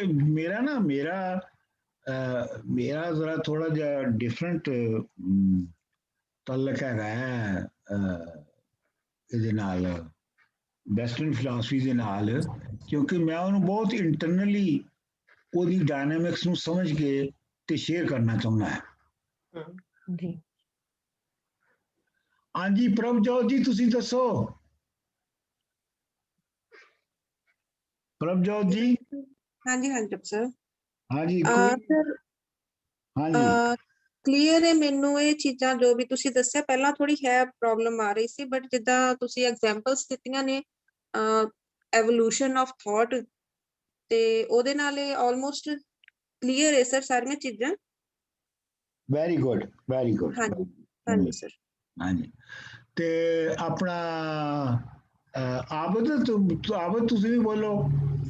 ਸਰ ਜੀ ਮੈਂ ਤੇ ਮੇਰਾ ਸਵਾਲ ਹੈ ਕਿ ਕੀ ਲੋੜ ਹੈ ਸਾਨੂੰ FABA ਦੀ? ਤੁਸੀਂ ਤੇ ਇੱਕ ਹਾਈ ਲੈਵਲ ਤੇ ਸਾਨੂੰ ਕਨਸੈਪਟ ਸਮਝਾ ਰਹੇ ਹੋ, ਤੇ ਅਗਰ ਸਾਡੀ ਜਨਰਲ ਐਜੂਕੇਸ਼ਨ ਹੈ FABA ਤੇ ਅੱਗੇ ਦੀ, ਤੇ ਉਹ ਇਸ ਜਨਰਲ ਲੈਵਲ ਤੇ ਕਨਸੈਪਟ ਸਮਝਣ ਲਈ ਤੇ ਕਾਫੀ ਹੈ। ਆਹੋ ਮਤਲਬ ਇਹ ਹੈ ਕਿ ਮੈਂ ਇਸ ਪ੍ਰੈਮਿਸ ਤੇ ਜਾ ਰਿਹਾ ਨਾ ਕਿ ਤੁਸੀਂ ਜੋ ਵੀ ਪੜ੍ਹਿਆ ਹੈ ਉਹ ਤੁਸੀਂ FABA ਲੈਵਲ ਦਾ ਤੇ ਪੜ੍ਹਿਆ ਹੀ ਹੈ, ਤੇ ਦੂਜੀ ਮੈਂ ਇਸ ਪ੍ਰੈਮਿਸ ਤੇ ਜਾ ਰਿਹਾ ਕਿ ਕਿਉਂਕਿ ਮੈਂ ਤੁਹਾਨੂੰ ਪੰਜਾਬੀ ਚ ਪੜ੍ਹਾ ਰਿਹਾ ਹਾਂ। ਮੈਂ ਸਰ ਮੇਰੇ ਲਈ ਤੇ ਸਭ ਤੋਂ ਜ਼ਰੂਰੀ ਚੀਜ਼ ਹੈ ਕਿ ਮੈਨੂੰ ਪੰਜਾਬੀ ਆਏ ਤੇ ਤੁਸੀਂ ਪੰਜਾਬੀ ਚ ਮੈਨੂੰ ਪੜ੍ਹਾਓ ਤੇ ਮੈਨੂੰ ਥੋੜੀ ਜ਼ੁਬਾਨ ਨਾਲ ਫੈਮਿਲੀਅਰਿਟੀ ਹੋਏ। ਹਾਂਜੀ ਹਾਂਜੀ ਉਹ ਪੰਜਾਬੀ ਚ ਮੈਂ ਸਮਝਦਾ ਕਿ ਕਿਉਂਕਿ ਮੈਂ ਪੜ੍ਹਾ ਰਿਹਾ ਹਾਂ ਸਾਡੀ ਜਿਹੜੀ ਮਾਦਰੀ ਜ਼ੁਬਾਨ ਹੈ, ਤੇ ਇਸ ਵਾਸਤੇ ਜਿਹੜੇ ਮੁਸ਼ਕਲ ਖਿਆਲ ਨੇ ਜਿਹੜੇ ਤੁਸੀਂ ਅੰਗਰੇਜ਼ੀ ਚ ਪੜ੍ਹੋਗੇ ਤੇ ਉਹ ਤੁਹਾਨੂੰ ਹੋਰ ਵੀ ਮੁਸ਼ਕਲ ਲੱਗਣਗੇ। ਤੇ ਕਿਉਂਕਿ ਮੈਂ ਤੁਹਾਨੂੰ ਆਪਣੇ ਜਿਹੜਾ ਵਸੇਬ ਹੈ ਸਮਾਜ ਹੈ ਉਹਦੀਆਂ ਮਿਸਾਲਾਂ ਵੀ ਦਿੰਦਾ ਹੈ, ਉਹਦੇ ਉੱਤੇ ਦਿਖਾਉਣ ਦੀ ਕੋਸ਼ਿਸ਼ ਕਰਨਾ, ਤੇ ਇਸ ਲਈ ਮੇਰਾ ਖਿਆਲ ਹੈ ਕਿ ਇਹ ਠੀਕ ਹੈਗਾ ਜੋ ਜਿੱਦਾਂ ਵੀ ਸਮਝ ਆ ਗਿਆ ਬਸ ਠੀਕ ਹੈ, ਕੋਈ ਜ਼ਰੂਰੀ ਨਹੀਂ ਹੈ 100% ਸਮਝ ਚ ਆਵੇ। ਇਹ ਤੇ ਇਲਮ ਦੀ ਗੱਲ ਹੈ, ਔਰ ਇਹ ਇੱਕ ਸਮੁੰਦਰ ਹੈ, ਇਹਦੇ ਵਿੱਚ ਤੁਸੀਂ ਸਾਰੀ ਉਮਰ ਤਰੋਗੇ ਤਾਂ ਵੀ ਜਿਹੜਾ ਹੈ ਤੁਹਾਨੂੰ ਲੱਗੇਗਾ ਕਿ ਪੂਰੀ ਸਮਝ ਨਹੀਂ ਆਈ। ਜੀ ਉਹ ਮੁਲਤਾਨ ਸ਼ਹਿਰ ਦਾ ਇੱਕ ਬਹੁਤ ਵੱਡਾ ਗਾਉਣ ਵਾਲਾ ਸੀ ਅਲਾਈ ਬਖਸ਼, ਤੇ ਉਹਦੀ ਸ਼ਾਗਿਰਦ ਬਹੁਤ ਮਸ਼ਹੂਰ ਸੀਗੀ ਮੀਨਾ ਬਾਈ ਮੁਲਤਾਨ ਚ, ਤੇ ਉਸਤਾਦ ਸਾਹਿਬ 100 ਸਾਲ ਦੇ ਹੋ ਗਏ ਸਨ, ਤੇ ਉਸਤਾਦ ਸਾਹਿਬ ਜਦੋਂ ਮਰਨ ਲੱਗੇ ਤੇ ਮੀਨਾ ਬਾਈ ਉਹਦੇ ਸਰਾਣੇ ਸੀ, ਉਹਨੇ ਕਿਹਾ ਉਸਤਾਦ ਜੀ ਗੁਰੂ ਜੀ ਕੋਈ ਖਾਹਿਸ਼ ਤੇ ਨਹੀਂ ਰਹਿ ਗਈ ਜਿਹੜੀ ਅਸੀਂ ਪੂਰੀ ਕਰੀਏ ਤੁਹਾਡੀ? ਤੇ ਉਸਤਾਦ ਨੇ ਕਿਹਾ, ਉਹਨੇ ਕਿਹਾ ਬੱਚਾ ਕੀ ਦੱਸਾਂ ਤੈਨੂੰ, ਹੁਣ ਮੈਨੂੰ ਸੁਰ ਦੀ ਸਮਝ ਆਉਣੀ ਸ਼ੁਰੂ ਹੋਈ ਸੀ ਤੇ ਹੁਣੇ ਹੋਰ ਚੱਲਿਆ। ਤੋ ਇਹ ਤੇ ਇੱਕ ਐਸਾ ਜਿਹੜਾ ਸਮੁੰਦਰ ਹੈ ਕਿ ਇਹਦੇ ਵਿੱਚ ਸਾਰੀ ਉਮਰ ਤਰਨ ਤੋਂ ਬਾਅਦ ਵੀ ਜਿਹੜਾ ਹੈ ਤੁਸੀਂ ਸਮਝੋ ਕਿ ਅਜੇ ਪੂਰਾ ਨਹੀਂ ਹੋਇਆ। ਤੇ ਮੇਰਾ ਖਿਆਲ ਹੈ ਕਿ ਅੱਜ ਇੰਨਾ ਕਾਫੀ ਹੈ, ਤੇ ਮੈਂ ਕੋਸ਼ਿਸ਼ ਕਰਨੀ ਹੈ ਕਿ ਨੈਕਸਟ ਕਲਾਸ ਜਿਹੜੀ ਆ ਉਹ ਲਾਸਟ ਹੋਵੇ। ਕਿਉਂ ਜੀ, ਕੋਈ ਇਤਰਾਜ਼? ਕਾਰਲ ਮਾर्क्स ਨੂੰ ਤੁਸੀਂ ਪੜ੍ਹਾਣਾ ਹੈ, ਇਹ ਕਰਨਾ ਹੈ, ਤੇ ਮੇਰਾ ਖਿਆਲ ਜ਼ਰਾ 2 ਕਲਾਸਾਂ ਦਾ ਕਰੋ। ਚਲੋ 2 ਕਰ ਲੈਂਦੇ ਹਾਂ, ਹੋਰ 2 ਕਰ ਲੈਂਦੇ ਹਾਂ। ਮਾਰਕਸ ਲਵਾਂਗਾ ਮੈਂ, ਲੇਕਿਨ ਇਹ ਹੈ ਕਿ ਅਸਲ ਦੇ ਵਿੱਚ ਨਾ ਇਹ ਹੁਣ ਤਜਰਬੇ ਤੋਂ ਮੈਨੂੰ ਸਮਝ ਆਈ ਹੈ ਇਸ ਸਮੈਸਟਰ ਚ ਪੜ੍ਹਾ ਕੇ ਕਿ ਐਕਚੁਅਲੀ ਇਹ 2 ਸਮੈਸਟਰ ਦਾ ਕੋਰਸ ਹੋਣਾ ਚਾਹੀਦਾ ਸੀਗਾ। ਹਾਂ ਵਿੱਚ ਪਹਿਲੇ ਵਿੱਚ ਅਸੀਂ ਜਿਹੜੀ ਵੈਸਟਰਨ ਫਿਲਾਸਫੀ ਤੋਂ ਪਹਿਲੇ ਵਾਲੀ ਸਾਰੀ ਉਹ ਪੜ੍ਹਦੇ, ਉਹ ਅਲੱਗ ਹੋ ਦੂਸਰੇ ਸਮੈਸਟਰ ਚ ਇਹ ਪੜ੍ਹਦੇ, ਇਹਨੂੰ ਜ਼ਰਾ ਕਾਫੀ ਤਫਸੀਲ ਨਾਲ ਹੋਵੇ ਫਿਰ ਹੋਰ ਜ਼ਿਆਦਾ। ਹਾਂਜੀ ਹਾਂਜੀ ਮੇਰਾ ਖਿਆਲ ਹੈ ਕਿ ਅਸੀਂ ਕਿਉਂਕਿ ਪੂਰੀ ਵਰਲਡ ਫਿਲਾਸਫੀ ਜਿਹੜੀ ਹੈ ਉਹਨੂੰ 12 ਕਲਾਸਾਂ ਦੇ ਵਿੱਚ ਸਮਝਣ ਦੀ ਕੋਸ਼ਿਸ਼ ਕੀਤੀ ਹੈ, ਤੇ ਉਹਦੇ ਨਾਲ ਵੀ ਥੋੜੀ ਮੁਸ਼ਕਲ ਆਈ ਹੈ। ਠੀਕ ਹੈ ਜੀ। ਹਾਂ ਸਰ ਜੀ, ਸਭ ਤੋਂ ਮੇਰੇ ਲਈ ਤੇ ਫਾਇਦੇਮੰਦ ਉਹ ਹੈ ਕਿ ਮੈਂ ਪੰਜਾਬੀ ਜ਼ਬਾਨ ਦੇ ਜਿਹੜੇ ਅਲਫਾਜ਼ ਤੁਸੀਂ ਯੂਜ਼ ਕਰ ਰਹੇ ਹੋ ਇਹ ਸਬਜੈਕਟਸ ਐਕਸਪਲੇਨ ਕਰਨ ਲਈ, ਜਿਹੜੇ ਮੈਂ ਪਹਿਲੀ ਵਾਰ ਹੀ ਸੁਣ ਰਿਹਾ, ਮੈਨੂੰ ਤੇ ਬਹੁਤ ਲੁਤਫ ਆ ਰਿਹਾ। ਚਲੋ ਬੜਾ ਅੱਛੀ ਗੱਲ ਹੈ, ਇਹੋ ਹੀ ਸਾਡਾ ਮਕਸਦ ਵੀ ਇਹੋ ਹੀ ਹੈ। ਚੰਗਾ ਜੀ, ਮਿਹਰਬਾਨੀ। ਚੰਗਾ ਜੀ, ਚੰਗਾ ਜੀ, ਓਕੇ ਜੀ, ਥੈਂਕ ਯੂ। Thank you.